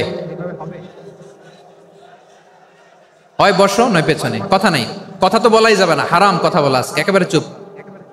আজকের জন্য হারাম করে দিছে আমি, এই কিছু সময়ের জন্য একেবারে নিষিদ্ধ। জাপানের দুইটা উদাহরণ দেই, খেয়াল করে একটু শুনেন, বুঝবেন। আল্লাহ, 2022 সালে জাপানের সাথে জার্মানির খেলা, ফিফা ওয়ার্ল্ড কাপ 2022। এক পক্ষে জাপান, আরেক পক্ষে কোন দেশ? কথা শোনে নাই। এক পক্ষে কোন দেশ, আরেক পক্ষে সবাই। এক পক্ষে, আরেক পক্ষে। ওই খেলায় জিতেছিল জাপান, জিতেছিল 22 সালের এই ফিফা ওয়ার্ল্ড কাপে। জাপান ফুটবল খেলায় জিতে, as a part of their celebration, তারা খেলার পরে পুরো স্টেডিয়ামটারে ক্লিন করে। The fan base of Japan, লক্ষ লক্ষ মানুষ খেলা দেখতে যায়, তো এত ডাস্টবিনও তো নাই, তো যারা ডাস্টবিনে জায়গা পায় নাই, তারা এই যে চকলেটের প্যাকেট, পানির বোতল, চিপসের প্যাকেট তারা এদিকে সেদিকে রেখে দিয়েছে। জাপানের ভক্তরা, জাপানের ফলোয়াররা, as a part of their celebration, তারা খেলার পরে পুরো স্টেডিয়ামের সব ময়লা আবর্জনা ক্লিন করে তারপরে বিদায় নিয়েছে। তাদেরকে কি ক্লিন করার দায়িত্ব দেওয়া হয়েছিল? এই যশোর, জাপানের যে ছেলেরা খেলা দেখতে গেছিল, ওদেরকে কি ক্লিন করার দায়িত্ব দিছিল? তারা কি স্টেডিয়ামের পরিচ্ছন্নতা কর্মী? তাদের আকল, তাদের সিক্স সেন্স তাদেরকে বলেছে। ছোটবেলা থেকে জাপান গভর্নমেন্ট ওদেরকে এত পরিচ্ছন্নতা শেখায়, ক্লিনলিনেস অ্যাওয়ারনেস ক্যাম্পেইন করায়। ক্লাসে আমি দেখেছি, ক্লাসে নিজের বেঞ্চ নিজে মুছে, ক্লাসের মাঝখানে একটা সময় দেয়, নিজের টেবিল নিজে মুছে, নিজের ক্লাসরুমটা নিজে পরিষ্কার করে। রাস্তাঘাটে একটা ধুলা নাই, ময়লা নাই, একটা টিস্যু নাই। খেলার পরে গোটা বিশ্বকে তাক লাগিয়ে দিয়েছে। জাপানের ফ্যানরা সবার রেখে যাওয়া গার্বেজ, টিস্যু, বোতল পরিষ্কার করে তারপরে স্টেডিয়াম থেকে বিদায় নিয়েছে। আমরা কেন এমন হইতে পারলাম না? আমরা কেন এমন হইতে পারলাম না? জাপানের যারা এগুলো করছে, ওদের 3টা করে চোখ না? চোখ তো 3টা, জাপানা লাগো, জাপানা লাগো। হাত তো 4টা, কান তো 6টা। হ্যাঁ, নাকি আমার মতো 2 হাত 2 কানালা মানুষ? চোখে দেখলে ওটা মানুষ না। চিন্তা করছেন? তার মানে জাপানিজদেরকে যে গ্রুমিং করে শিখানোর মাধ্যমে পরিচ্ছন্ন বানানো গেছে, ওরা যেমনি মানুষ আমরাও মানুষ। আমাদের সন্তানদেরকে শেখালে তারাও পারবে, পারবে কিনা? 2 নম্বর উদাহরণ বলি। চট্টগ্রাম ফেনীতে যারা গিয়েছেন, মেঘনা গোমতী ব্রিজ প্রকল্প নাম শুনছেন? মেঘনা একটা ব্রিজ পার হওয়া লাগে। এই মেঘনা গোমতী, এখানে 3টা ব্রিজ, কাঁচপুর সহ, এই 3টা ব্রিজের নির্মাণ কাজ, রেনোভেশনের কাজ দেয়া হয়েছিল জাপানের একটা কোম্পানিকে। কাকে? জাপানের কোম্পানি। নির্মাণ শেষে 738 কোটি টাকা বেঁচে গেছিল, এটা গভর্নমেন্টের হাতে দিয়ে তারা বিদায় নিয়েছে। কত টাকা? 738 কোটি টাকা। যত প্রাক্কলিত ব্যয় নির্ধারণ করা হয়েছে, সব টাকা সরকার, তৎকালীন সরকার, 2019-এর সরকার, কারা ছিল তো জানেন? এই 2019-এর সরকার তাদেরকে দিয়েছে। তারা রিনোভেশন নির্মাণ শেষে 738 কোটি টাকা অতিরিক্ত বেঁচে গেছিল, এটা আবার গভর্নমেন্টের হাতে বুঝাই দিয়ে তারা বিদায় নিচ্ছে। আমরা কেন এমন হইতে পারলাম না? জাপানের ওরাও মানুষ, আমরাও মানুষ, তার মানে মানুষে মানুষে পার্থক্য আছে না নাই? আচ্ছা, জাপানের 2টা উদাহরণ দিলাম, এবার আমার দেশের 2টা উদাহরণ দিব না? বাংলাদেশের 2টা উদাহরণ দেয়। 1 নম্বর উদাহরণ, গত সপ্তাহে আপনারা জানেন কক্সবাজার আমার একটা প্রোগ্রাম ছিল, তো হেলিকপ্টারে গিয়েছিলাম। ফেনী জেলা যখন পার হচ্ছি আমি দেখলাম 3টা উইন্ড মিল চিনেন তো, বিশাল পিলার, 3টা-4টা পাখা থাকে, বায়ু বিদ্যুৎ কেন্দ্র, বাংলাদেশের প্রথম বায়ু বিদ্যুৎ কেন্দ্র এটা, মুহুরী প্রজেক্ট বলে ওটা সম্ভবত, মুহুরী প্রজেক্ট। তো সাগরের বাতাসের ঝাপটায় এটা ঘুরে এনার্জি হয়, ইলেকট্রিসিটি উৎপাদন হয়। তো আমি পাইলটকে বললাম, ভাই এগুলো থেকে কেমন ইলেকট্রিসিটি উৎপাদন হয়? কয় হুজুর একটুও হয় না, কিছুই হয় না। কিছুই হয় না মানে? বলে হুজুর বাংলাদেশে যত উইন্ড মিল আছে এটার পাখা একটাও ঘুরে না। আল্লাহ, বলেন কি? তাহলে এই যে কোটি কোটি টাকা ব্যয় করে যে উইন্ড মিল, কয় হুজুর ভিতরে ফিটফাট, উপরে ফিটফাট, ভিতরে সদরঘাট। তার মানে কোটি কোটি টাকা দিয়ে এই উইন্ড মিল বানায়, এখানে কিছু নাই, দুর্নীতির আড্ডাখানা, আখড়াখানা বাংলাদেশ, ঠিক কিনা বলেন? আয় রে, জাপানিজরাও মানুষ, আমরাও মানুষ। আমার এক নিকটাত্মীয় সরকারি চাকরিজীবী, উনি আমাকে বললেন, বাংলাদেশের আর একটা উদাহরণ দেখি। উনি আমাকে বললেন যে প্রতি বছর আমাদের অফিসের ফার্নিচার চেঞ্জ করে। আমি বললাম প্রতি বছর ফার্নিচার চেঞ্জ করে কেন? বলে যে ফার্নিচার নতুন পারচেজ করলেই তো ওইখানে টাকা, নতুন কিনতে পারলেই টাকা, নতুন উন্নয়নের সবক শোনাতে পারলেই টাকা। প্রথম আলোর রিপোর্ট, কি আলো? প্রথম আলোর রিপোর্ট, গত 15 বছরে উন্নয়নের নামে লুটপাট হয়েছে প্রায় 3.25 লাখ কোটি টাকা। কার রিপোর্ট? আমাদের বানানো কথা। প্রথম আলোর রিপোর্ট। গত 15 বছরে কারা ছিল জানেন তো? হ্যাঁ, শুধু ওনাদেরকেই দোষ দিয়ে লাভ নাই। স্বাধীনতার পর থেকে শুধু শাসকের হাত বদল হয়েছে, আমরা কিছু পাই নাই, ঠিক কিনা বলেন? শুধু ওনাদের দোষ দিয়ে কি লাভ? একদল খাইছে, আরেক দল খাওয়ার জন্য রেডি হয়ে আছে। আমরা এরকম চাই না। আমরা চাই স্বাধীন সার্বভৌম বাংলাদেশ, আমরা চাই দুর্নীতিমুক্ত বাংলাদেশ। আমি নিউজটা যে কতবার পড়লাম, এটা কি সম্ভব? 3.25 লাখ কোটি টাকা লুটপাট, মানে লুটপাট করতে করতে এদেশের জনগণকে ফুটপাতে বসায় দিচ্ছে। প্রিয় ভাইয়েরা, জাপানের মানুষও মানুষ, আমরাও মানুষ। সিদ্ধান্ত আপনার, কোন মানুষ হবেন, ভালো মানুষ না খারাপ মানুষ? আজকের আলোচনার বিষয় হচ্ছে মানব সম্পদের উন্নয়ন, human resource development. It's a process to increase the capacity of knowledge, skill, capacity of the people of a country. একটা দেশের মানুষের জ্ঞান, তাদের দক্ষতা কি করে বাড়ানো যায়, বাড়িয়ে দেশের উন্নয়ন করানো যায়, এটাই হচ্ছে মানব সম্পদ উন্নয়নের মূল কথা। তাহলে মানব সম্পদ হচ্ছে একটা দেশের সবচাইতে শক্তিশালী পুঁজি। প্রাকৃতিক সম্পদ, খনিজ সম্পদের চেয়েও দামি হচ্ছে মানব সম্পদ। আমার প্রিয় যশোর, প্রাকৃতিক সম্পদ, খনিজ সম্পদের চেয়ে দামি সম্পদ কি সম্পদ? আল্লাহ তাআলা দয়া করে আমাদেরকে এই মানব সম্পদ দিয়েছেন। আসুন আমাদের এই মানুষগুলোকে আমরা সোনার মানুষ বানাই। রাজি আছেন তো সবাই? রাজি আছেন? মানুষ পারে না এমন কোনো কিছু নাই, চাইলে সব পারে। এজন্য মানুষকে তারবিয়া দিতে হবে, যথাযথভাবে তাদেরকে গড়তে হবে। আসুন আমরা সিরাতের আয়নায় বিশ্বনবীর জীবনী থেকে দেখি তিনি কিভাবে হিউম্যান রিসোর্সকে ম্যানেজ করতেন। যদি আপনাদের সময় হয়, দু একটা উদাহরণ দিয়ে আজকে আমি আমার আলোচনার বিদায় নিব। হবে সময় হবে কয়েক মিনিট? হ্যাঁ, শান্ত থাকবেন তো? শান্ত থাকবা? হ্যাঁ, ঠিক আছে। এই ধাক্কার মধ্যে ঢুকছে, এবার মজা বুঝতেছে তো? হ্যাঁ, মানা করছিলাম না? ঠিক আছে, টের পাও। হ্যাঁ, ঠিক আছে। যে আওয়াজ করবে আমি ওকে দেখতেছি, কে কে আওয়াজ করে দেখতেছি। শেষ কথা, শেষের দিকে চলে আসছি। বিষ্ণু ইসলাম কিভাবে হিউম্যান রিসোর্সকে ম্যানেজ করতেন, মজার কথা আছে কয়েকটা, বলে বিদায় নিন। বিশ্বনবী কিভাবে এই মানব সম্পদকে ম্যানেজ করতেন? বিশ্বনবী, he was a very good talent hunter, চৌকস ট্যালেন্ট হান্টার ছিল। কার মধ্যে কি ট্যালেন্ট আছে দেখলেই বুঝে ফেলতেন। সুবহানাল্লাহ পড়বেন না? কি নবী আমরা পেয়েছি! He was a very good talent hunter. আমার নবী তিনি চৌকস ট্যালেন্ট হান্টার ছিলেন।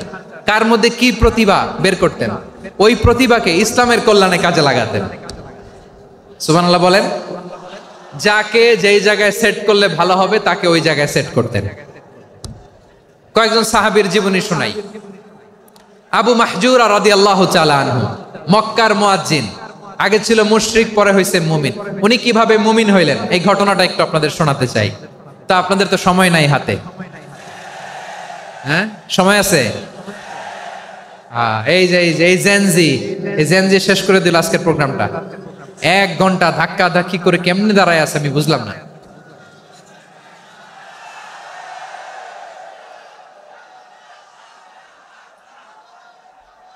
না না তাকবির না, চুপ করতে হবে। What I need, you stop. Just shut up. চুপ। হ্যাঁ ঠিক আছে, এভাবে। আবু মাহজুরা রাদিয়াল্লাহু তাআলা আনহু কিভাবে মুসলিম হলেন আওয়াজ করে শুনেন। হুনাইনের যুদ্ধ 8ম হিজরি, বিষ্ণু ঈসা ইসলাম হুনাইনের যুদ্ধ শেষে ফিরতেছেন। পথিমধ্যে বেলাল রাদিয়াল্লাহু তাআলা আনহু, এই যে আবার কথা, আই রে আল্লাহ রে, এখানে ধাক্কা ধাক্কি কেন? চলে যাও, পেছনে যাও, পেছনে যাও। কি আজীব তামাশা! যেখানে যায় এখানে ধাক্কা ধাক্কি, মারামারি, গায়ের উপরে কাঁধের উপরে শাউটিং।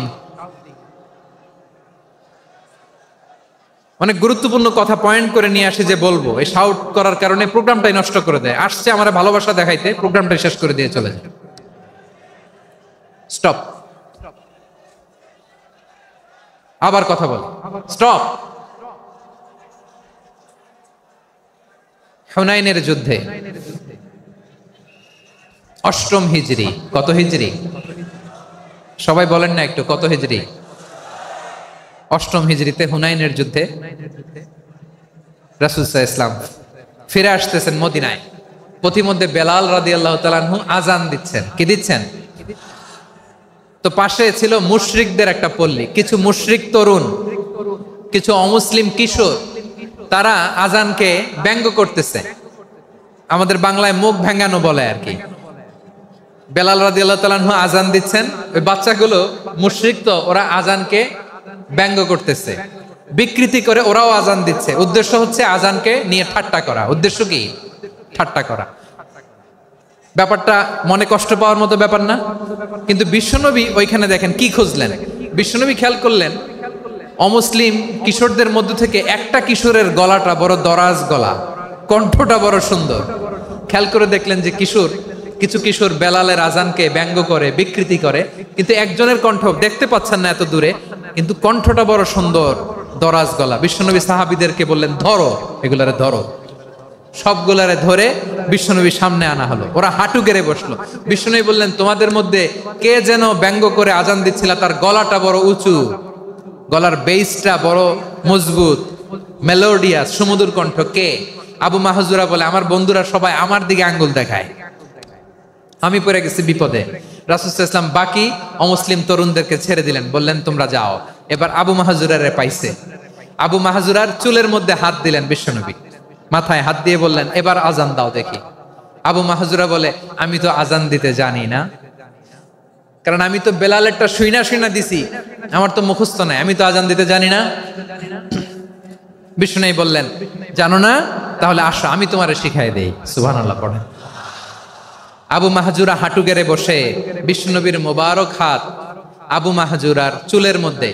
বিশ্বনবী আজানের মুআল্লিম আবু মাহজুরাকে বলতেছে, ঠিক আছে তোমারে শিখাই দিচ্ছি, আমি যা যা বলবো আমার সাথে সাথে বলো, পারবা? আবু মাহজুরা বলে, পারবো। বিশ্বনবী আজান দিচ্ছেন, মাথায় হাত দিয়ে আল্লাহু আকবার,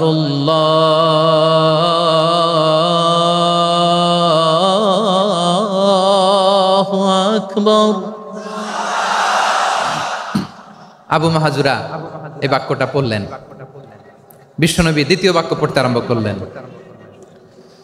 আল্লাহু আকবার, আল্লাহু আকবার। আবু মাহজুরা এই বাক্যটা বললেন। বিশ্বনবী আবু মাহজুরার মাথার মধ্যে হাত দিয়ে তৃতীয় বাক্য বললেন, আশহাদু আল্লা ইলাহা ইল্লাল্লাহ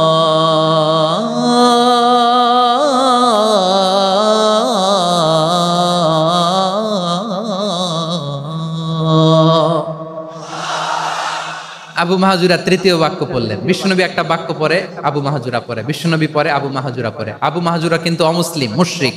আবু মাহাজুরা বলে, এক একটা বাক্য পড়ি আমার কলিজাটা গলে ঠান্ডা হয়ে যায়। এতদিন মোহাম্মদকে গালি দিতাম, এখন মোহাম্মদ আমার মাথায় যখন হাত রাখছে আমার সারা শরীর ঠান্ডা হয়ে গেছে। বিশ্বনবী আজান শিখাচ্ছেন, একটা একটা বাক্য পড়ে আবু মাহজুরাও পড়ে, বিশ্বনবী পড়ে আবু মাহজুরাও পড়ে। পুরো বাক্যগুলো যখন শেষ, আজান শেষ, আবু মাহজুরাও যখন পুরো আজান পড়লেন, আবু মাহজুরা বললেন, এতদিন মোহাম্মদের চেহারা দেখলে আমার ঘৃণা লাগতো, আজ থেকে মোহাম্মদের চেহারার চেয়ে প্রিয় চেহারা আমার কাছে নাই। আবু মাহজুরা বললেন, ও মুহাম্মদ, আজানের বাক্য তো আপনি আমারে শেখালেন, এখানেই শেষ করবেন না, আপনি আমারে পড়ায় দেন লা ইলাহা ইল্লাল্লাহু মুহাম্মাদুর রাসূলুল্লাহ সাল্লাল্লাহু আলাইহি ওয়াসাল্লাম। বিশ্বনবীর সাথে দাঁড়িয়ে উনি শাহাদা পড়ে মুসলমান হয়ে গেলেন। এবার আবু মাহজুরা বলে, ইয়া রাসূলুল্লাহ, ইয়া হাবিবাল্লাহ, আমি মুমিন হয়েছি, মুসলমান হয়েছি, আপনার কাছ থেকে আজান শিখার সৌভাগ্য আমি লাভ করেছি গো নবী। আমার কণ্ঠের বড় তারিফ করেছেন, আপনি আমার আজানকে আপনি পছন্দ করেছেন। একটা জিনিস আপনার কাছে চাই, আপনি আমাকে মক্কার মসজিদুল হারামের মুয়াজ্জিন হিসেবে অ্যাপয়েন্ট করে দে। বিষ্ণু ইসলাম বললেন, যাও আবু মাহজুরা, আমি তোমাকে পৃথিবীর শ্রেষ্ঠতম মসজিদ মক্কার মসজিদুল হারামের মুয়াজ্জিন হিসেবে অ্যাপয়েন্ট করে দিলাম। দেখছেন কিভাবে ট্যালেন্ট হান্টিং করতে হয়, কিভাবে হিউম্যান রিসোর্স মানব সম্পদকে ব্যবহার করতে হয়। আসছিল আজানকে ভেঙাইতে, আসছিল কেন? আজানকে ব্যঙ্গ করার জন্য, বিকৃত করার জন্য। আজানকে বিকৃত করতে যে ইসলামের সবচেয়ে শ্রেষ্ঠ মসজিদের মুয়াজ্জিন হয়ে গেল। পড়েন সুবহানাল্লাহ।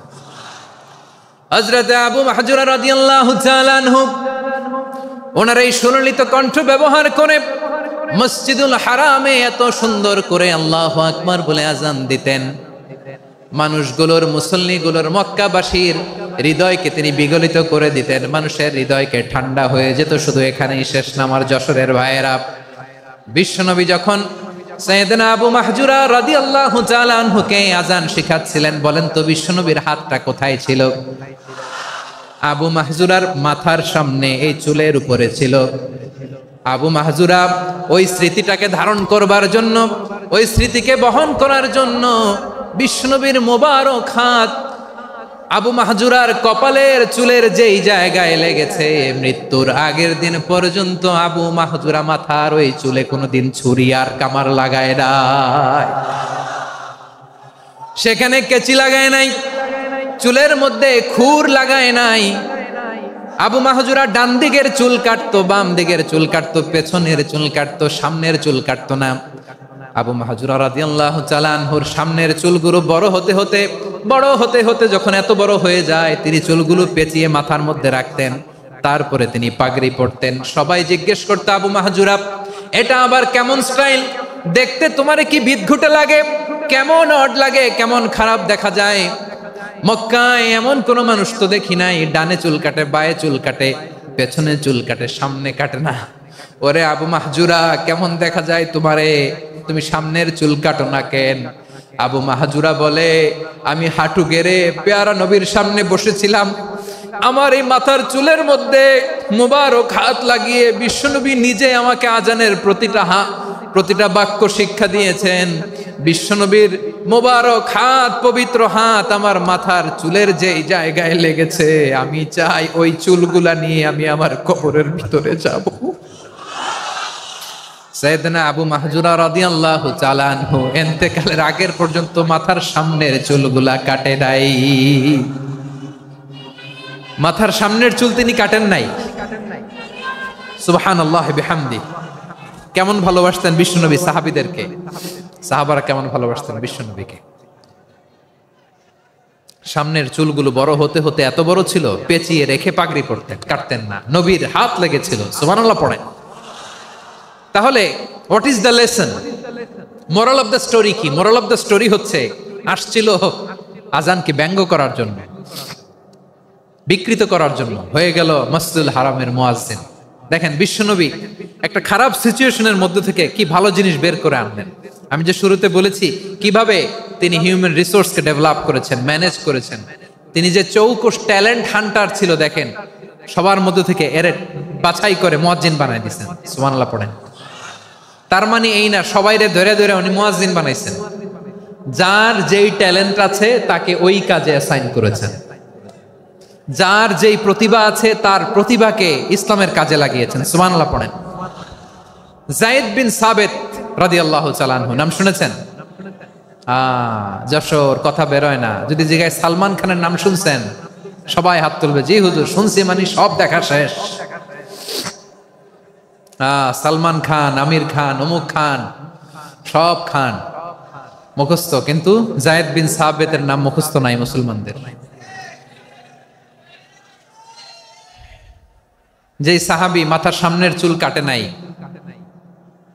মসজিদুল হারামের মুয়াজ্জিন বানাইছেন বিশ্বনবী, সাহাবীর নাম কি?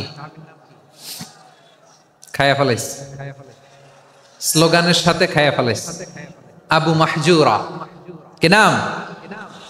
আবু মাহজুরা আল জুমাহি রাদিয়াল্লাহু তাআলা আনহু। এই নামটা আজকে নিয়ে যাইতে হবে যশোর। আবু মাহজুরা রাদিয়াল্লাহু তাআলা আনহু। 2 নম্বরে বলছিলাম যায়েদ বিন সাবিত রাদিয়াল্লাহু তাআলা আনহু। বিশ্বনবী দেখলেন মদিনার এই আনসারী সাহাবী হাইলি ট্যালেন্টেড, ইন্টেলেকচুয়াল, মেরিটোরিয়াস, জ্ঞানের প্রতি তার আকর্ষণ, মারাত্মক আকর্ষণ। বিশ্বনবী তাকে দায়িত্ব দিলেন, কোরআন যা নাজিল হয় তুমি লিখো, কাতিবুল ওয়াহি বানায় দিলেন। সুবহানাল্লাহ। যায়েদ বিন সাবিতরে আবার আজান শিখান নাই, কারণ তার মধ্যে বিশ্বনবী প্রতিভা দেখেছেন, একাডেমিক প্রতিভা। বিশ্বনবীর একাডেমিক প্রজেক্টগুলো তিনি হ্যান্ডেল করতেন। যায়েদ বিন সাবিত ছিল বিশ্বনবীর ব্যক্তিগত সচিব। কি ছিল? ব্যক্তিগত সচিব। বোঝেন নাই? বিশ্বনবীর ব্যক্তিগত সচিব এবং দোভাষী।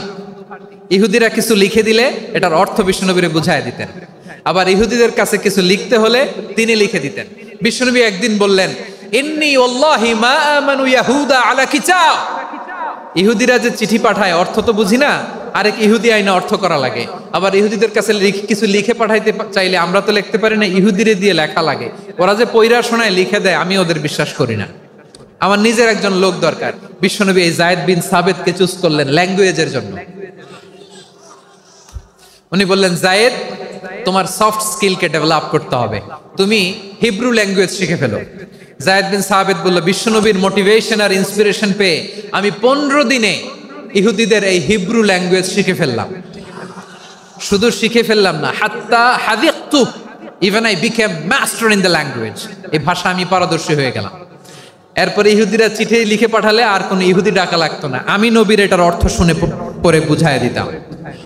আবার ইহুদিদের কাছে চিঠি লেখা লাগলে আমি যায়েদ বিন সাবিত চিঠি লিখে দিতাম। সুবহানাল্লাহ। দেখেন, এত সাহাবীর মধ্যে থেকে বিশ্বনবীর একাডেমিক প্রজেক্ট, ব্যক্তিগত সচিব, দোভাষী হিসেবে তিনি যায়েদ বিন সাবিতের মতো তরুণকে নির্বাচিত করেছেন। কেমন ট্যালেন্ট হান্টার ছিল আমার নবী। সুবহানাল্লাহ পড়বেন না? বিশ্বনবীর ইন্তেকালের পরে সাইয়েদনা আবু বকর রাদিয়াল্লাহু তাআলা আনহু যখন খলিফা হয়ে আসলেন, কোরআনকে সংকলনের দায়িত্ব দেয়া লাগবে, কোন সাহাবীকে দিবেন? সব সাহাবারা মিলে পরামর্শ করলেন। সাইয়েদনা আবু বকর, ওমর সবাই মিলে এই বিশাল কোরআন সংকলনের গুরু দায়িত্ব বিশ্বনবীর ব্যক্তিগত সচিব, বিশ্বনবীর দোভাষী, বিশ্বনবীর সিলেক্ট করাই লোক যায়েদ ইবনে সাবিত রাদিয়াল্লাহু তাআলা আনহুকে দিয়েছে। কোরআনের কপি তো আজকে এখানে রাখে নাই। এই যে আজকের যে কোরআন পড়েন, এটা আগে এরকম ছিল না। কোরআন নাজিল হলে সাহাবারা চামড়ার, ওটের চামড়ায় লিখে ফেলতো, ওটের চ্যাপ্টা হাড্ডির মধ্যে লিখে ফেলতো, গাছের গুড়ির মধ্যে লিখে ফেলতো, বিভিন্ন জনের কাছে ছড়ানো ছিটানো ছিল। আবু বকর রাদিয়াল্লাহু তাআলা আনহু একসাথে করলেন, পরবর্তীতে উসমান রাদিয়াল্লাহু তাআলা আনহু একসাথে করলেন। 114 সূরার এখন এই মুসহাফ, এই কম্পাইলেশন, এই কপি আমরা পেয়েছি, যার হিউজ কন্ট্রিবিউশন ছিল। এই পুরো কোরআন কম্পাইলেশনের প্রজেক্ট ম্যানেজার ছিল যায়েদ বিন সাবিত রাদিয়াল্লাহু তাআলা। কোরআন কম্পাইলেশনের প্রজেক্ট ম্যানেজার। দেখেন, উনারে মাথায় হাত দিয়ে আজান শিখায় নাই। সুবহানাল্লাহ কইবেন না? তাহলে প্রথম সাহাবী আবু মাহজুরাকে মুয়াজ্জিন বানাইলেন, যায়েদ বিন সাবিতকে ব্যক্তিগত সচিব আর দোভাষী বানালেন, মুসআব ইবনে উমাইর রাদিয়াল্লাহু তাআলা আনহুকে ইসলামের প্রথম অ্যাম্বাসেডর বানালেন। তাহলে তৃতীয় নাম্বার একজন সাহাবীর নাম বলছি, মুসআব ইবনে উমাইর। মুসআব কি নাম? নামটা কেমন লাগে? এই কয়েকজনের ভাল লাগে, বাকিদের ভাল লাগে না? ভাল লাগে? এই এই আর কয়েকটা মিনিট দেওয়া যাবে না আমাকে আল্লাহর রাস্তে? হ্যাঁ ঠিক আছে, আমি তোমাদেরকে ভালোবাসা দেখাবো, দোয়া করব যদি চুপ থাকো, একেবারে চুপ, কষ্ট সহ্য করো, বাকিরা যা সওয়াব পাবে তোমরা ডবল পাবা, যেহেতু কষ্ট বেশি, কিন্তু চুপ। 3 নম্বর সাহাবীর নাম মুসআব। এই ধাক্কাধাক্কি কেন, ধাক্কাধাক্কি কেন রে ভাই? না না না, এরকম হইলে আসবো না যশোর, আমি আর আসবো না। হয় পিছনে চলে যাও, নাহলে চুপ, ধাক্কাধাক্কি নাই। 3 নম্বর সাহাবীর নাম মুসআব। কি নাম? He was the first ambassador in Islam. ইসলামের প্রথম ডিপ্লোম্যাট, প্রথম কূটনৈতিক, ইসলামের প্রথম কূটনৈতিক, ইসলামের প্রথম ডিপ্লোম্যাট, প্রথম অ্যাম্বাসেডর মুসআব ইবনে উমাইর, মক্কার তরুণ যুবক। উনি পারফিউম লাগাইলে মানুষ দেখলেই বুঝতো এটা মুসআব লাগাইছে। এমন ড্যাশিং ফেসের ছিল, এমন স্মার্ট ড্যাশিং ফেস, এমন পার্সোনালিটির মানুষ ছিল মুসআব রাদিয়াল্লাহু তাআলা। কারণ যিনি ইসলামের স্পোকম্যান হবেন, মুখপাত্র হবেন, তার স্মার্ট হওয়ার দরকার আছে না নাই? আকাবার প্রথম শপথ যখন হলো, তাদের সাথে বিষ্ণু ঈসা ইসলাম মদিনাতে একজন মুখপাত্র পাঠালেন, ডিপ্লোম্যাটকে পাঠালেন, অ্যাম্বাসেডর অফ ইসলাম, তিনি হচ্ছেন মুসআব ইবনে উমাইর। পড়েন সুবহানাল্লাহ। বিশ্বনবী দেখলেন সে অনেক স্মার্ট, তার ডেডিকেশন আছে, সিনসিয়ারিটি আছে, এবং মদিনায় যে আউস খাজরাজ গোত্রের নেতাদের সাথে ডিল করতে হবে, ইহুদিদের সাথে ডিল করতে হবে, ওখানে একজন পাক্কা জানু খেলোয়াড়ের দরকার আছে না নাই? মুসআব ইবনে উমাইর রাদিয়াল্লাহু তাআলা আনহু, ওনাকে বিষ্ণু ঈসা ইসলাম চুজ করলেন। এবং বিষ্ণু ঈসা ইসলামের এই চুজিংটা, এই সিলেকশনটা এত সুন্দর ছিল, তিনি মদিনাতে যে বিশ্বনবী আসার আগেই মদিনার জমিনকে তিনি উর্বর করে ফেলছেন। প্রতিটা ঘরে ঘরে কালিমার দাওয়াত তিনি পৌঁছায় দিচ্ছেন। জুমার বিধান নাজিল হয়েছে, কিন্তু মক্কায় পরিবেশ নাই জুমা পালনের। বিষ্ণু ঈসা ইসলাম একজনকে দিয়ে খবর পাঠালেন, যাও মদিনায় মুসাবকে যে বলো, মুসাব তো আমার শিক্ষক, আমার স্পোকম্যান, মদিনাতে যেন তারা জুমা কায়েম করে। বিশ্বনবীর আগেই মুসআব মদিনার মুসলিমদেরকে নিয়ে মদিনায় প্রথম জুমা কায়েম করে ফেলছে। কোন সুবহানাল্লাহ। ডিপ্লোম্যাটদের কেমন হইতে হয়, অ্যাম্বাসেডারের কেমন হইতে হয়, মুসআব রাদিয়াল্লাহু তাআলা আনহুর কাছ থেকে শিখে নাও। মুসআব নামটা কেমন লাগে? যশোর যাদের সন্তান হবে, ছেলে সন্তান, আমার রাস্তায় পাইলে সবাই জিজ্ঞেস করে, হুজুর একটা নাম দেন, আমার ছেলে হবে। যশোরবাসীর জন্য আমি একটা নাম দিয়ে দিলাম, নাম রাখতে হবে মুসআব। কি নাম? নামটা যাদের ভাল লাগে, ছেলে সন্তান অনাগত আসবে, মনে চাইলে নাম রেখে দিবেন মুসআব রাদিয়াল্লাহু তাআলা আনহুর নামে মুসআব। তাহলে মুসআব রাদিয়াল্লাহু তাআলা আনহুকে বিশ্বনবী ল্যাঙ্গুয়েজ শিখান নাই, সফট স্কিল শিখান নাই।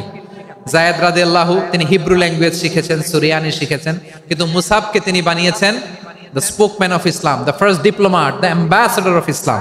সুবহানাল্লাহ পড়বেন না? আব্দুল্লাহ ইবনে আব্বাস রাদিয়াল্লাহু তাআলা আনহু, বিশ্বনবীর কাজিন, চাচাতো ভাই।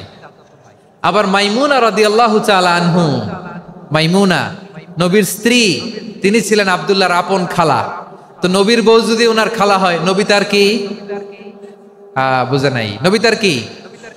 খালু। তাহলে সম্পর্ক অনেক গভীর, কাজিন আবার খালু। ছোট্ট মানুষ, তাই রাতে মাঝে মাঝে ঘরে থাকতো। বিশ্বনবী দেখলেন আব্দুল্লাহ যেহেতু আমার ঘরে ঢুকতে পারে, আব্দুল্লাহরে এই উম্মতের বড় শিক্ষাবিদ বানাইতে হবে। কথা বোঝে নাই? আব্দুল্লাহকে কি বানাইতে হবে?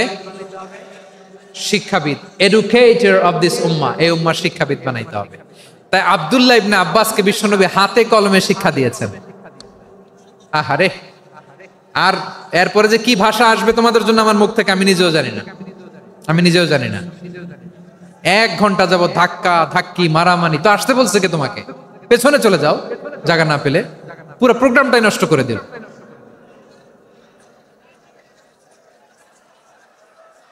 জি, আমার দিকে তাকান, আমি শেষ করে দিচ্ছি। হবে না, ইন্টেলেকচুয়াল আলোচনা এখানে হবে না, আমি বুঝতে পারছি, আমি শেষ করে দিচ্ছি। আব্দুল্লাহ ইবনে আব্বাস রাদিয়াল্লাহু তাআলা আনহু, মনোযোগ দিয়ে কয়েকটা মিনিট শুনুন, আমি এখনই শেষ করে দিচ্ছি। এরপর আওয়াজ করবে, এই যে এগুলো কি আমি বুঝলাম না। আমি বললাম না সব করা যাবে, বসে যাও, শুয়ে যাও, চলে যাও, আওয়াজ করা যাবে না। অন্যকে বসো এটাও বলার দরকার নেই, জাস্ট এদিকে তাকাও। আল্লাহ। আব্দুল্লাহ ইবনে আব্বাস রাদিয়াল্লাহু তাআলা আনহু, ওনাকে বিশ্বনবী হাতে কলমে শিক্ষা দিয়েছেন, যেহেতু উম্মতের শিক্ষাবিদ হবেন, এডুকেটর হবেন। তো বিশ্বনবী রাতে যখন তাহাজ্জুদ পড়তেন, ছোট্ট আব্দুল্লাহ ঘরে থাকতো। বুঝতে পেরেছেন? ছোট্ট মানুষ তো ঘরে থাকতো। তো বিশ্বনবী তাহাজ্জুদের জন্য একবার দাঁড়িয়েছেন, ছোট্ট আব্দুল্লাহ ওযু করে দাঁড়াইছে। আচ্ছা বলেন তো, ইমাম আর মুসল্লি মোট যদি দুইজন হয়, একজন ইমাম একজন মুসল্লি, তো মুসল্লি ইমামের কোন দিকে দাঁড়াবে? ডানে দাঁড়াবে। ছোট্ট আব্দুল্লাহ বোঝে নাই, বিশ্বনবী তাহাজ্জুদ শুরু করেছেন, উনি ইক্তেদা করছেন আর দাঁড়াইছেন বায়ে। কোথায় দাঁড়িয়েছেন? আব্দুল্লাহ বলেন, যখন আমি বায়ে দাঁড়ালাম, আখাযা রাসূলুল্লাহ সাল্লাল্লাহু আলাইহি ওয়াসাল্লাম উযুনি আল ইউমনা ইয়াফতিলুহা, বিশ্বনবী নামাজরত অবস্থায় আমার কান ধরে টেনে আমার ডান দিকে এনে দাঁড় করায় দিলেন। পড়েন সুবহানাল্লাহ। দেখেন হাতে কলমে শিক্ষা। আর জীবনে ভুলাবে? কথা কয় না, আর ভুলাবে? আর ভুল হবে না।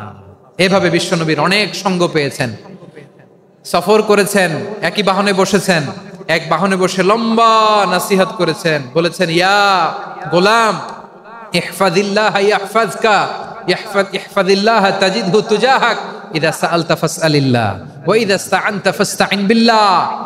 আল্লাহর বিধান মানো, আল্লাহর বিধান রক্ষা করো, আল্লাহ তোমায় রক্ষা করবে। আব্দুল্লাহ, চাইতে হলে আল্লাহর কাছে চাও, সাহায্য চাইতে হলে আল্লাহর কাছে সাহায্য চাও। মনে রাখো, গোটা বিশ্বের সবাই যদি তোমার সাহায্য করতে চায়, ততটুকুই করতে পারবে যতটুকু আল্লাহ তোমার নসিবে রেখেছে। গোটা বিশ্ব যদি তোমার বিরুদ্ধে ষড়যন্ত্রে দাঁড়িয়ে যায়, ক্ষতি ততটুকু করতে পারবে যতটুকু তোমার জন্য বরাদ্দ আছে, এর বাইরে কিছু করতে পারবে না। আওয়াজ করে বলেন ঠিক কিনা? এভাবে হাতে কলমে শিখিয়েছেন, বিশ্বনবীর সঙ্গ পেয়েছেন। ওনাকে বিশ্বনবী সাল্লাল্লাহু আলাইহি ওয়াসাল্লাম শিক্ষাবিদ, এডুকেটর অফ দিস উম্মাহ হিসেবে সিলেক্ট করেছেন, হাতে কলমে শিখিয়েছেন। বিশ্বনবী একবার প্রকৃতির ডাকে সাড়া দিয়ে এসেছেন। এখন কি করতে হবে? নামাজের জন্য ওযু করতে হবে। বিশ্বনবী এসেই দেখেন ওযুর বদনায় পানি ভরা, খুশি হয়ে গেলেন, বললেন, কে রেখেছে পানি?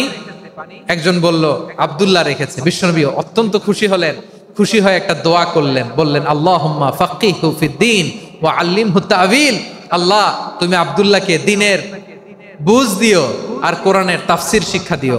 বিশ্বনবীর এই দোয়া এমন লাগছে, উনি রাইসুল মুফাসসিরিন, এই পৃথিবীতে যত মুফাসসির ছিল, যত মুফাসসির আসবে, সকল মুফাসসিরের সম্রাট হিসেবে স্বীকৃত হয়েছেন। আব্দুল্লাহ ইবনে আব্বাস, বিশ্বনবী ওনারে আজান শিখান নাই, বিশ্বনবী ওনারে ল্যাঙ্গুয়েজ শিখান নাই, বিশ্বনবী ওনারে অ্যাম্বাসাডর বানান নাই, হাতে কলমে শিক্ষা দিয়েছেন। ছোট্ট মানুষ, বিশ্বনবী ইন্তেকাল করলেন, আবু বকরের সময় গেল, ওমরে ফারুকের খেলাফত, তখনও তিনি তরুণ। ওমরে ফারুক রাদিয়াল্লাহু তাআলা আনহু ওনার ক্যাবিনেট মিনিস্ট্রির বৈঠকে এই আব্দুল্লাহ ইবনে আব্বাসকে পাশ দিয়ে বসায় রাখতেন। বয়স্ক সাহাবারা এটা পছন্দ করতো না, তারা বলতো, ঘটনা কি? আব্দুল্লাহর মতো ছেলে নাতি আমাদের আছে, এরা কেন রাখে ওমরে ফারুক? ওমরে ফারুক এটা টের পেলেন, তিনি বুঝতে পারলেন যে ক্যাবিনেট মেম্বাররা এটা পছন্দ করে না, ছোট্ট আব্দুল্লাহরা কেন রাখি, কেন যে রাখি, এটা একদিন বুঝাবো। একদিন মিটিং এ তিনি সবাইকে বললেন, ইযা জাআ নাসরুল্লাহি ওয়াল ফাতহ। এই আয়াত দ্বারা উদ্দেশ্য কি বলেন তো মুরব্বী সাহাবীরা? এক সাহাবী বলেন, এই সূরা দ্বারা উদ্দেশ্য, আল্লাহ বলেছেন আমাদেরকে বিভিন্ন ল্যান্ড, বিভিন্ন এলাকা বিজয় করতে হবে। ওমরে ফারুক বললেন, না, হয়নি। আরেকজন বললেন, বিজয় হওয়ার পর আমাদের বেশি বেশি আল্লাহর বরত্বের ঘোষণা দিতে হবে, এটা উদ্দেশ্য। ওমরে ফারুক বললেন, না, হয় নাই। যারা জিজ্ঞেস করেন কেউ পারে না। সব শেষে বিশ্বনবী ছোট্ট আব্দুল্লাহরে বলেন, আব্দুল্লাহ, ইদা জাআ নাসরুল্লাহি ওয়াল ফাতহ, এর দ্বারা উদ্দেশ্য কি বলো তো? ছোট্ট আব্দুল্লাহ বলেন, হুয়া আজালু রাসূলিল্লাহ। এই আয়াত দ্বারা বিশ্বনবীর বিদায়কে উদ্দেশ্য নেওয়া হয়েছে। ওমরে ফারুক বললেন, হাযা হুয়া, এটাই তো সঠিক উত্তর, এটাই সঠিক তাফসীর এই আয়াতের। কারণ ইদা জাআ নাসরুল্লাহি ওয়াল ফাতহ, যখন আল্লাহর সাহায্য আর বিজয় আসবে, ওয়া রাআইতান নাসা ইয়াদখুলুনা ফি দীনিল্লাহি আফওয়াজা, আপনি দেখবেন দলে দলে, ঢলে ঢলে, বানের পানির মতো মানুষ ইসলামের দিকে ঢুকতেছে, ইসলামের বিজয় হয়েছে। তো ইসলামের বিজয়ের মিশন নিয়ে নবী আসছে, বিজয়ী যখন হয়ে গেছে, এখন তো নবীর বিদায় হবে। জোরে বলেন ঠিক কিনা? কোন সাহাবী এই সূক্ষ্ম কথাটা ধরতে পারে নাই, ওই আব্দুল্লাহ ছাড়া। আব্দুল্লাহ যখন উত্তর দিছে, সব সাহাবীদের টনক নড়েছে। এরপর থেকে কোনো ক্যাবিনেট মিটিং এ আর কোনো সাহাবারা কোনো প্রশ্ন করে নাই। আওয়াজ করে পড়েন সুবহানাল্লাহ। বিশ্বনবী আব্দুল্লাহ ইবনে আব্বাসকে দ্য এডুকেটর অফ দ্য উম্মাহ, উম্মার শিক্ষাবিদ হিসেবে গ্রহণ করেছেন। আওয়াজ করে পড়তে হবে আল্লাহু আকবার। সাহাবীদের নামগুলো মনে থাকবে? 1 নম্বরে আবু মাহজুরা, মুয়াজ্জিন বানাইছেন। যায়েদ ইবনে সাবিত, দোভাষী, ট্রান্সলেটর অফ প্রফেট, এবং তিনি ছিলেন বিশ্বনবীর ব্যক্তিগত সচিব। Musab ibn Umair, the first ambassador and diplomat of Islam. Abdullah ibn Abbas, এই উম্মার সবচেয়ে বড় এডুকেটর, শিক্ষাবিদ। আরেকজন ছিল আব্দুল্লাহ ইবনে মাসউদ রাদিয়াল্লাহু তাআলা। 2 আব্দুল্লাহ, আব্বাস গেল, আরেকজন হচ্ছে মাসউদ। মক্কার তরুণ, ছাগল পালতো মুশরিকের বিশ্বনবী আর আবু বকর রাদিয়াল্লাহু তাআলা আনহু একবার গেলেন, যে দেখে এই তরুণ দাঁড়ায় আছে। বিশ্বনবী বলেন, আমি খুব ক্ষুধার্ত, তোমার কাছে কি দুধ আছে ছাগলের? আব্দুল্লাহ ইবনে মাসউদ বলে, আছে। ওয়ালাকিন আনা মুতামান, কিন্তু যে দুধ আছে এটা আমানতের, আমি দিতে পারবো না। বিশ্বনবী এইটা শুনেই তার টার্গেট করে ফেলছে। আনা মুতামান, দুধ আছে কিন্তু এটা আমার মালিকের, আমি তো দরদ দেখাই, আমার মালিকের দুধ আপনি পথিক, আপনারে দিতে পারি না। বিশ্বনবী টার্গেট করে ফেলছেন, এরে আমার কাজে লাগাইতে হবে। বিশ্বনবী বলেন, আচ্ছা ঠিক আছে, দুধ দিও না, কিন্তু এমন ছাগি আছে কিনা যেই ছাগির সাথে কোনো ছাগলের মিলন হয় নাই, তার ওলানে দুধও আসে নাই, বাচ্চাও নাই, এরকম ছাগির থেকে যদি আমি দুধ খাই তাহলে তো সমস্যা নাই। বলতেছে, এরকম ছাগির থেকে দুধ খেলে সমস্যা নাই, কারণ এরকম ছাগির ওলান থেকে দুধ আসবেও না। বলতেছে, ঠিক আছে, এরকম একটা ছাগি নিয়ে আসা হলো। বিশ্বনবী বিসমিল্লাহ বলে ওই ছাগির ওলানে হাত দিলেন। হাত দিতে দেরি, পুরো ওলানটা দুধে ভরে যেতে দেরি হয় না। বিশ্বনবী আর আবু বকর রাদিয়াল্লাহু তাআলা আনহু দহন করে পেট ভরে খেলেন। এই দৃশ্য আব্দুল্লাহ ইবনে মাসউদের হৃদয়ে দাগ কাটলো। এই মুজিজা দেখে তিনি বললেন, আশহাদু আল্লা ইলাহা ইল্লাল্লাহ ওয়া আশহাদু আন্না মুহাম্মাদুর রাসূলুল্লাহ। তিনি ষষ্ঠ মুসলিম ছিলেন, 6 নম্বর মুসলমান। ওনাকে টার্গেট করে বিশ্বনবী দেখলেন এমন ইন্টেলেকচুয়াল ব্রেন, উনি সূক্ষ্ম সূক্ষ্ম জিনিস বুঝে বেশি, ফিকহি জ্ঞান ওনার মধ্যে বেশি। বিশ্বনবী ওনাকে কোরআনের জ্ঞান শিক্ষা দিতে লাগলেন। উনি বিশ্বনবী সবার কাছে কোরআন শোনায়, কিন্তু বিশ্বনবী নিজে আব্দুল্লাহ ইবনে মাসউদের কাছ থেকে কোরআন শুনতো। বিশ্বনবী একবার বললেন, ইকরা আলাইয়া ইয়া মাসউদ। ইবনে মাসউদ, একবার শোনাও তো কোরআন দেখি। আব্দুল্লাহ ইবনে মাসউদ বলে, আকরাউ আলাইকা ওয়া আলাইকা উনজিল। নবী, আপনার উপর কোরআন নাজিল হয় আর আমি আপনার সামনে কোরআন পড়ব। বিশ্বনবী বললেন, ইন্নী উহিব্বু আন আসমাআহু মিন গায়রি। আমি নিজে পড়তে যেমনি ভালোবাসি, অন্য পড়ুক আমি শুনবো, এটাও আমি ভালোবাসি। সূরা নিসা তিনি তেলাওয়াত করে শুনিয়েছেন। এমন সূক্ষ্ম সূক্ষ্ম বিষয় বিশ্বনবী উনাকে ধরিয়ে দিয়েছেন। উনি হয়ে গিয়েছেন, আব্দুল্লাহ ইবনে আব্বাস হয়েছেন রাইসুল মুফাসসিরিন, উনি হয়ে গিয়েছেন ফাকিহুল উম্মাহ। ওনার চাইতে বড় ফকি এই পৃথিবী আর দেখবে না। চিল্লায় বলেন সুবহানাল্লাহ। উনি বলতেন, ওয়াল্লাহি ওয়াল্লাহি ইল্লাযী লা ইলাহা গায়রু মা উনজিলাত সূরাতুন মা উনজিলাত সূরাতুন ইল্লা ওয়া আনা আ'লামু আইনা উনজিলাত ওয়া ফিমা উনজিলাত।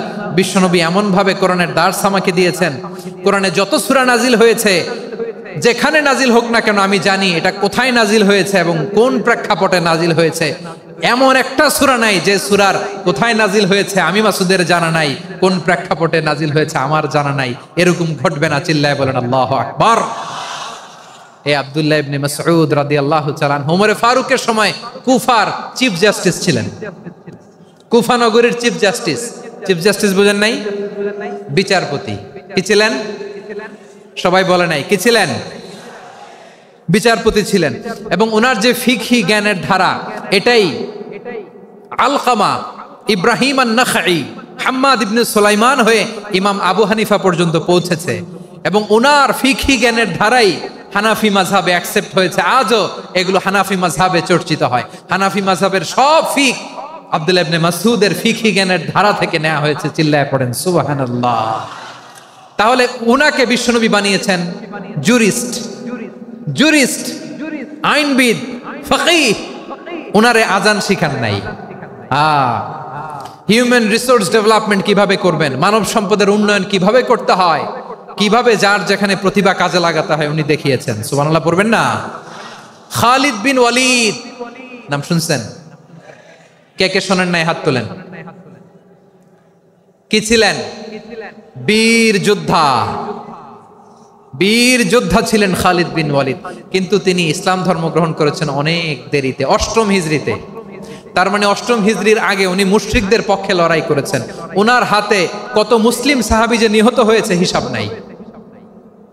বিশ্বনবী টার্গেট করে রাখছে, তুমি আমাদের মুসলিমদের এত ক্ষতি করলা, তুমি যখন মুসলমান হবা তোমার দিয়ে আমি এমন কাম করামু যে এটা আর কেউ করতে পারবে না। সুবহানাল্লাহ নাই। যশোর ক্লান্ত হয়ে গেছে।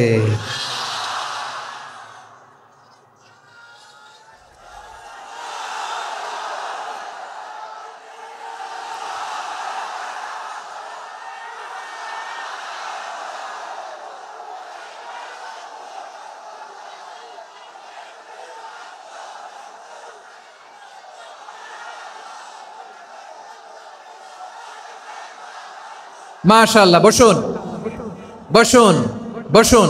খালিদ বিন ওয়ালিদ রাদিয়াল্লাহু তাআলা আনহু ৮ম হিজরিতে মুসলিম হয়েছেন, মক্কা বিজয়ের আগে। তো মক্কা বিজয়ের আগে যখন মুসলিম হয়েছেন, এর আগে কি করছেন? কাফিরদের সাথে যুদ্ধ করেছেন। উনি উহুদের যুদ্ধে মুসলমানদের যে পরাজয় ভাব, কঠিন পরিস্থিতির মুখোমুখি উনার কারণে পিছন থেকে এমন আতর্কিত আক্রমণ করেছেন, মুসলমানদেরকে কচুকাটা করেছেন। ৮ম হিজরিতে আল্লাহ তাআলা হেদায়েতের নূর দিয়ে ওনার হৃদয়টাকে উজালা করে দিলেন। লা ইলাহা, এটা এমন বাণী যার হৃদয়ে একবার টাচ খাবে, এইটা থেকে সে আর পালিয়ে বেড়াতে পারে। ঝিনুকের ভেতর লুকিয়ে থাকে যেমন মতি, ঝিনুকের ভেতর লুকিয়ে থাকে যেমন মতি, কলমা শাহাদাতে আছে আল্লাহর জ্যোতি, কলমা শাহাদাতে আছে আল্লাহর জ্যোতি। ঠিক কিনা বলেন? মক্কা বিজয়ের আগে মুসলিম হলেন, হওয়ার পরেই বিশ্বনবীর টার্গেট ফুলফিল হলো। ওই যে টার্গেট করে রেখেছেন আর দোয়া করেছেন, খালিদ বিন ওয়ালিদ যদি মুসলিম হয় তাকে আমি মিলিটারি চিফ বানাবো। ওনাকে আজান শিখান নাই, ওনারে কান ধইরা নামাজের এই মাথা থেকে ওই মাথা আনান নাই, ফিকহি কোরআনের সূক্ষ্ম তাফসীর ওনারে শিখান নাই, অ্যাম্বাসেডর বানান নাই। বিষ্ণু ইসলাম উনাকে সামরিক অভিযানে প্রেরণ করেছেন। সামরিক অভিযানে তিনি প্রেরণ করেছেন। উনার জীবদ্দশায় উনার নেতৃত্বে যতগুলো যুদ্ধ হয়েছে, একটা যুদ্ধেও তিনি পরাজয় বরণ করেন নাই। ওমরে ফারুকের সময়কালে তিনি চিফ অফ মুসলিম মিলিটারি, মানে মুসলিম সেনাপতি হয়েছেন। যশোর আওয়াজ করো, ঠিক কিনা বলো? সেনাপতি, মুসলিম সেনাপতি। তাহলে কিভাবে হিউম্যান রিসোর্স ব্যবহার করতে হয় গোটা বিশ্ব আমার নবীর কাছ থেকে শিখে নাও। খালিদ বিন ওয়ালিদ, ওনাকে বিশ্বনবী একটা উপাধি দিয়েছেন। উপাধিটা হচ্ছে সাইফুল্লাহিল মাসলুল, আল্লাহর নাঙ্গা তরবারি, আল্লাহর খোলা তরবারি, দ্য ওপেন সোর্ড অফ আল্লাহ। খালিদ বিন ওয়ালিদ মুসলিম সেনাপতি। হাসান বিন সাবেত নাম শুনছেন? দেখি উনি কি ছিল বলেন। রাসূলের সভা কবি, কালচারাল হিজিমনিকে ডিফিট করার জন্য উনি ভালো অস্ত্র চালানো জানতেন না, ওই কাজে উনি যেতেন না। ওনার ছিল কাব্য প্রতিভা। কাব্য প্রতিভা, কাফিররা কবিতা দিয়ে নবীকে গালি দিত। বিশ্বনবী বলতেন, ইয়া হাসান আজিব আন রাসূলিল্লাহ, তুমি নবীর হয়ে কাফেরদের এই কথাগুলোর জবাব দাও। বিশ্বনবীর একটা মিম্বার ছিল, বিশ্বনবীর মিম্বারের পাশাপাশি মসজিদে নববীতে এই হাসান বিন সাবেতের জন্য বিশ্বনবী একটা স্পেশাল মিম্বার বানিয়ে দিয়েছেন। এখান থেকে তুমি জবাব দাও।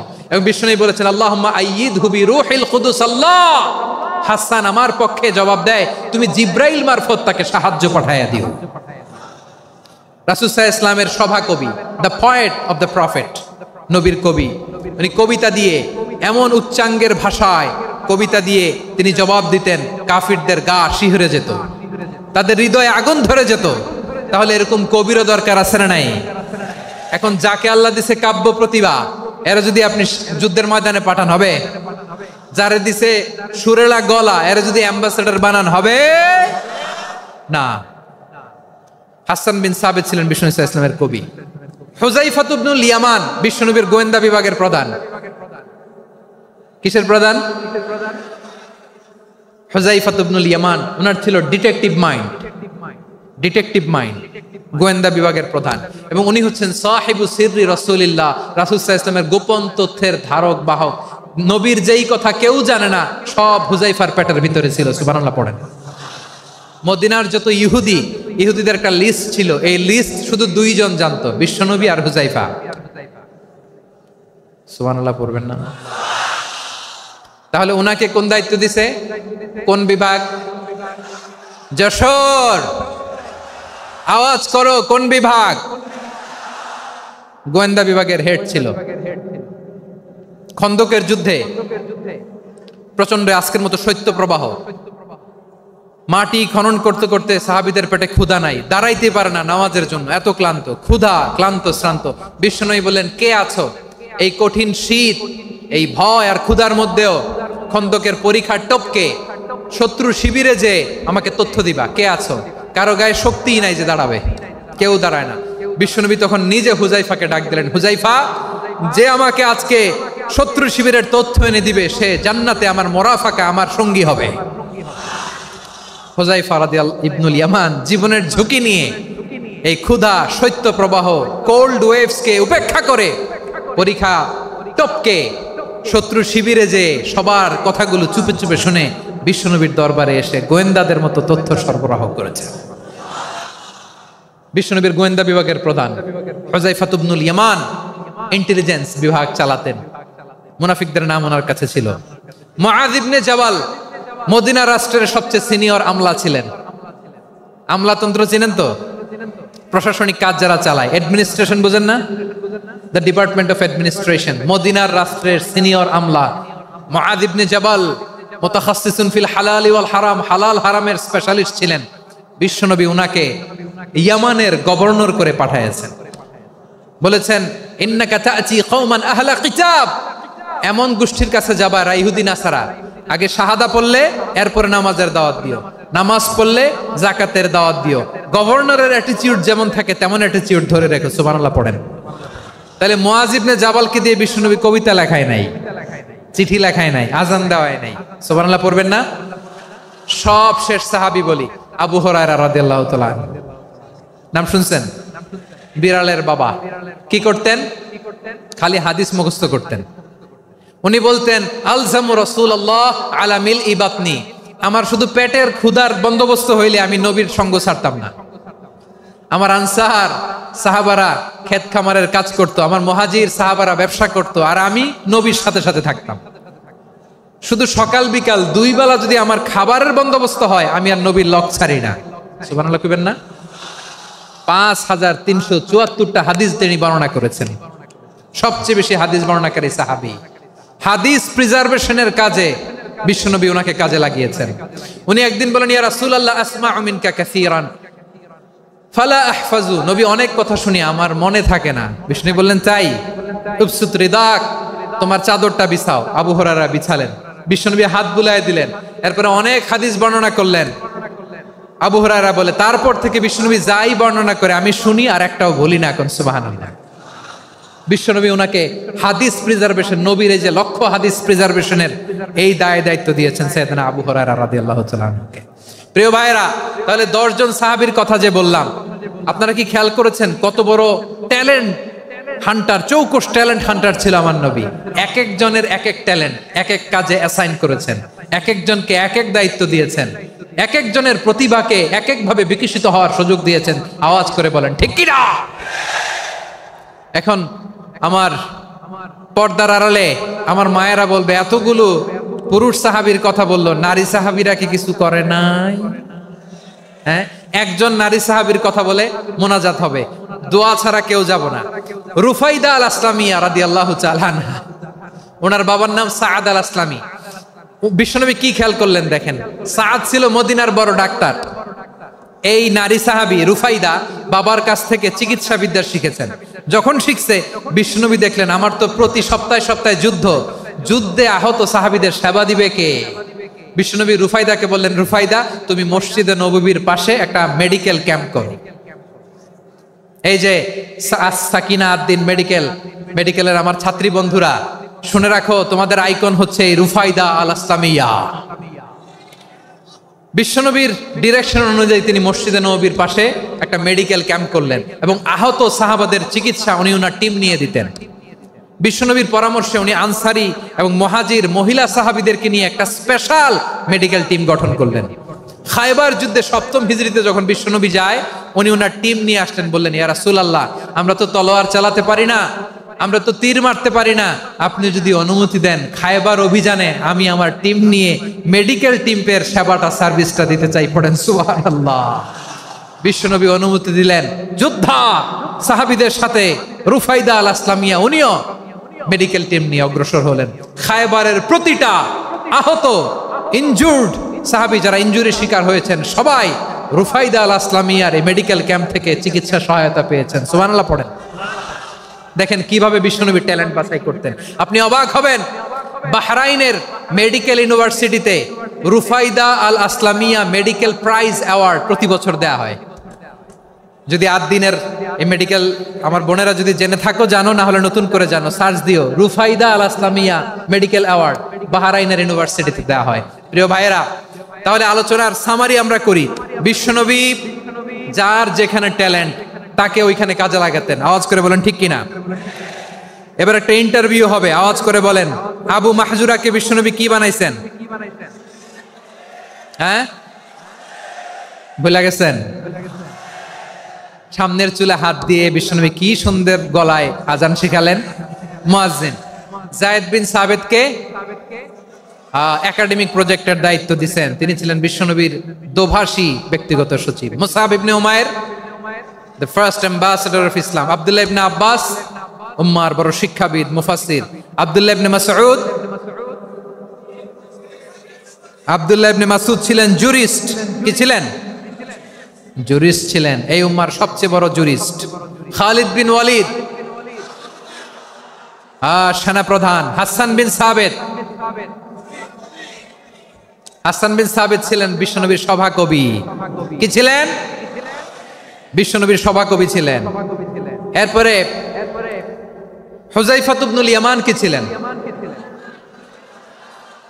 গোয়েন্দা বিভাগের প্রধান। মুআয ইবনে জাবাল কি ছিলেন? সিনিয়র আমলা, ইয়ামানের গভর্নর। আবু হুরায়রা রাদিয়াল্লাহু তাআলা আনহু হাদিস প্রিজার্ভেশনের কাজ করেছেন। আর আমাদের রুফাইদা আল আসলামিয়া রাদিয়াল্লাহু তাআলা আনহা কি ছিলেন? নার্স ছিলেন। নার্স হয়ে মেডিকেল সেবা দিয়েছেন। প্রিয় ভাইয়েরা, পুরো আলোচনার যদি সামারি করি তাহলে বিশ্বনবী যেভাবে হিউম্যান রিসোর্সকে ম্যানেজ করেছেন, যার যেখানে প্রতিভা কাজে লাগিয়েছেন, আমরাও যদি করি আমাদের বাংলাদেশের চিত্র আমরা পাল্টে যেতে পারবো। আমরা শুরুতে শুনেছি মানুষের আছে অসীম সম্ভাবনা, প্রতিটা মানুষ অনন্য, যত্ন নিলে যথাযথ পরিচর্যা করলে মানুষ বিশ্ব জয় করতে পারে। ঠিক কিনা? আমাদের হাফেজে কোরআনের সামনে দাঁড়াতে পারে এমন কোন হাফেজে কোরআন আল্লাহর জমিনে জন্ম হয় নাই। গোটা বিশ্ব কাঁপিয়ে তারা সেরা। আমাদের ক্রিকেটাররা সেরা, আমাদের তৈরি পোশাক শিল্প সেরা। এরকম অনেক অনেক সেরা জিনিস আছে, আমরা এগুলোরে নার্চারিং করতে পারি নাই, পরিচর্যা করতে পারি নাই, সঠিক তারবিয়াতের অভাব। তাহলে মানুষের অসীম সম্ভাবনাকে কাজে লাগাতে হবে। ঠিক কিনা বলেন? ইউনুস গভর্নমেন্টকে আমি বলবো, অল্প সময়ের জন্য আপনারা এসেছেন, সংস্কারও করতে হবে, আবার নির্বাচনও করতে হবে। সব সংস্কার হতে করতে পারবেন না, যতটুকু পারবেন এর মধ্যে আমাদের যে হিউজ ম্যান পাওয়ার, আমাদের যে মানব সম্পদ, হিউম্যান রিসোর্স, এটাকে ডেভেলপ করে আপনাদের যেতে হবে। যেটা পারবেন না সেটাকে পরবর্তী নির্বাচিত গভর্নমেন্টের কাছে রেখে যেতে হবে, যে তারা যেন করে, তাদের কাছে আপনারা এটা রেখে যাবেন। তাহলে মানুষ চাইলে বিশ্ব জয় করতে পারে। আর মানুষকে হারাতে পারে কেউ? জোরে বলো যশোর, মানুষকে হারাতে পারে কেউ? আল্লাহ আমাদেরকে জনসংখ্যা দিয়েছেন প্রিয় ভাইয়েরা। এই জনসংখ্যা অনেক বড় সম্পদ, এটা আমাদের জন্য অভিশাপ নয়, আশীর্বাদ। আমাদের জনসংখ্যাকে যদি আমরা জনশক্তিতে রূপান্তর করতে পারি, আজকে বাংলাদেশ যে অবস্থানে দাঁড়িয়ে আছে, বাংলাদেশ তার 20 গুণ উন্নতির শিখরে চলে যাবে। চিল্লায় বলো ঠিক কিনা? আমাদের শ্রমিক ভাইয়েরা বাইরে কাজ করে, আমাদের শ্রমজীবী ভাইয়েরা, প্রবাসীরা, তাদের ব্যাপারে গুরুত্ব দিতে হবে। আমাদের শ্রমের দাম সবচেয়ে কম, সবচেয়ে কম। তারা এম্বাসিতে গুরুত্ব পায় না, এয়ারপোর্টে গুরুত্ব পায় না। এই সরকার অবশ্য তাদেরকে অনেক গুরুত্ব দিচ্ছে। আমাদের অদক্ষ শ্রমিককে যখন আমরা দুবাই পাঠাই অল্প বেতন পায়, কিন্তু ইন্ডিয়ানরা দক্ষ শ্রমিক পাঠাইলে তার 3 গুণ বেতন পায়। আমরা আমাদের শ্রমিকদেরকে অদক্ষ ভাবে আর পাঠাতে চাই না, দক্ষ শ্রমিক পাঠিয়ে আমরা রেমিটেন্সের বন্যা বইয়ে দেব। আমাদের শ্রমিকদের পাঠানো রেমিটেন্সের টাকায় সচল থাকে আমার দেশের অর্থনীতির চাকা। তাদেরকে সবচেয়ে গুরুত্ব দিতে হবে। আমরা পেয়েছি ফ্রিডম ফাইটার, মুক্তিযোদ্ধা, আর আমার প্রবাসী ভাইরা হচ্ছে রেমিটেন্স ফাইটার। জোরে বলো ঠিক কিনা? তাহলে আমাদের এই জনশক্তিকে জনসম্পদে ট্রান্সফর্ম করতে হবে, ঠিক কিনা বলেন? সরকার জনগণকে এভাবে পলিশ করতে হবে। মা বাবারা ছেলে মেয়েদের মধ্যে কার কোন যোগ্যতা তাকে ওইভাবে কাজে লাগাতে হবে। সবার এ প্লাস পাওয়ার কোনো দরকার নাই। আমাদের দেশে একটা টেন্ডেন্সি আছে, পরীক্ষায় এ প্লাস না পাইলে কই তুই কি করলি, পাশের বাড়ির ছেলে এ প্লাস পাইছে, যা ওর পা ধোয়া পানি খা। কি খা? তা আমি ভাবছি যে পা ধোয়া, এ প্লাস পাওয়া ছেলেদের পা ধোয়া পানির একটা পানির ব্র্যান্ড বানাইতে হবে, এরকম লেখা থাকবে এ প্লাস পাওয়া ছেলেদের পা ধোয়া পানি। খাওয়া নাই, এগুলার খাওয়া নাই। ওরে আল্লাহ এ প্লাস পাওয়ার জন্য বানাইছে, আর আপনার ছেলেকে এই এ প্লাস গুলারে নিয়ন্ত্রণ করার জন্য আল্লাহ বানাইছে। ওকে দিয়ে আল্লাহ কি করবে আপনি জানেনই না। একটা এ প্লাস, একটা এ গ্রেড একটা মানুষের জীবনকে ঠিক করে দিতে পারে না। আপনার ছেলেকে আল্লাহ অন্যদিকে যোগ্যতা দিয়েছে। ওদের মনোবল ভাঙবেন না, খবরদার খবরদার। ছেলে মেয়েদের মনোবল ভাঙবেন না। যাকে দিয়ে যেটা হবে তাকে দিয়ে সেটা করতে হবে, তার প্রতিভাকে সেভাবে কাজে লাগাতে হবে। তাহলে বাংলাদেশ, আমাদের এই জনসংখ্যা জনসম্পদে রূপান্তরিত হবে। আমাদের সরকারের তত্ত্বাবধানে আমাদের 18 কোটি জনগণ দক্ষ জনশক্তিতে রূপান্তরিত হোক। আমরা চাই কি চাই না? আমরা ভালো মানুষ, শ্রেষ্ঠ মানুষ হতে চাই কি চাই না? ওই জাপানিজদের মতো সৎ, ওই ইউরোপিয়ানদের মতো কালচার, আমাদেরকে আল্লাহ তাআলা কোরআন সুন্নাহ অনেক কিছু দিয়েছেন। যেহেতু বর্তমানে আমরা দেখছি তারা সৎ, তাদের মধ্যে ভ্যালু আছে, সেগুলো আমাদের মধ্যে আনার দরকার আছে না নাই? আর ইসলাম দিয়ে আমাদের জীবনকে সাজাতে হবে।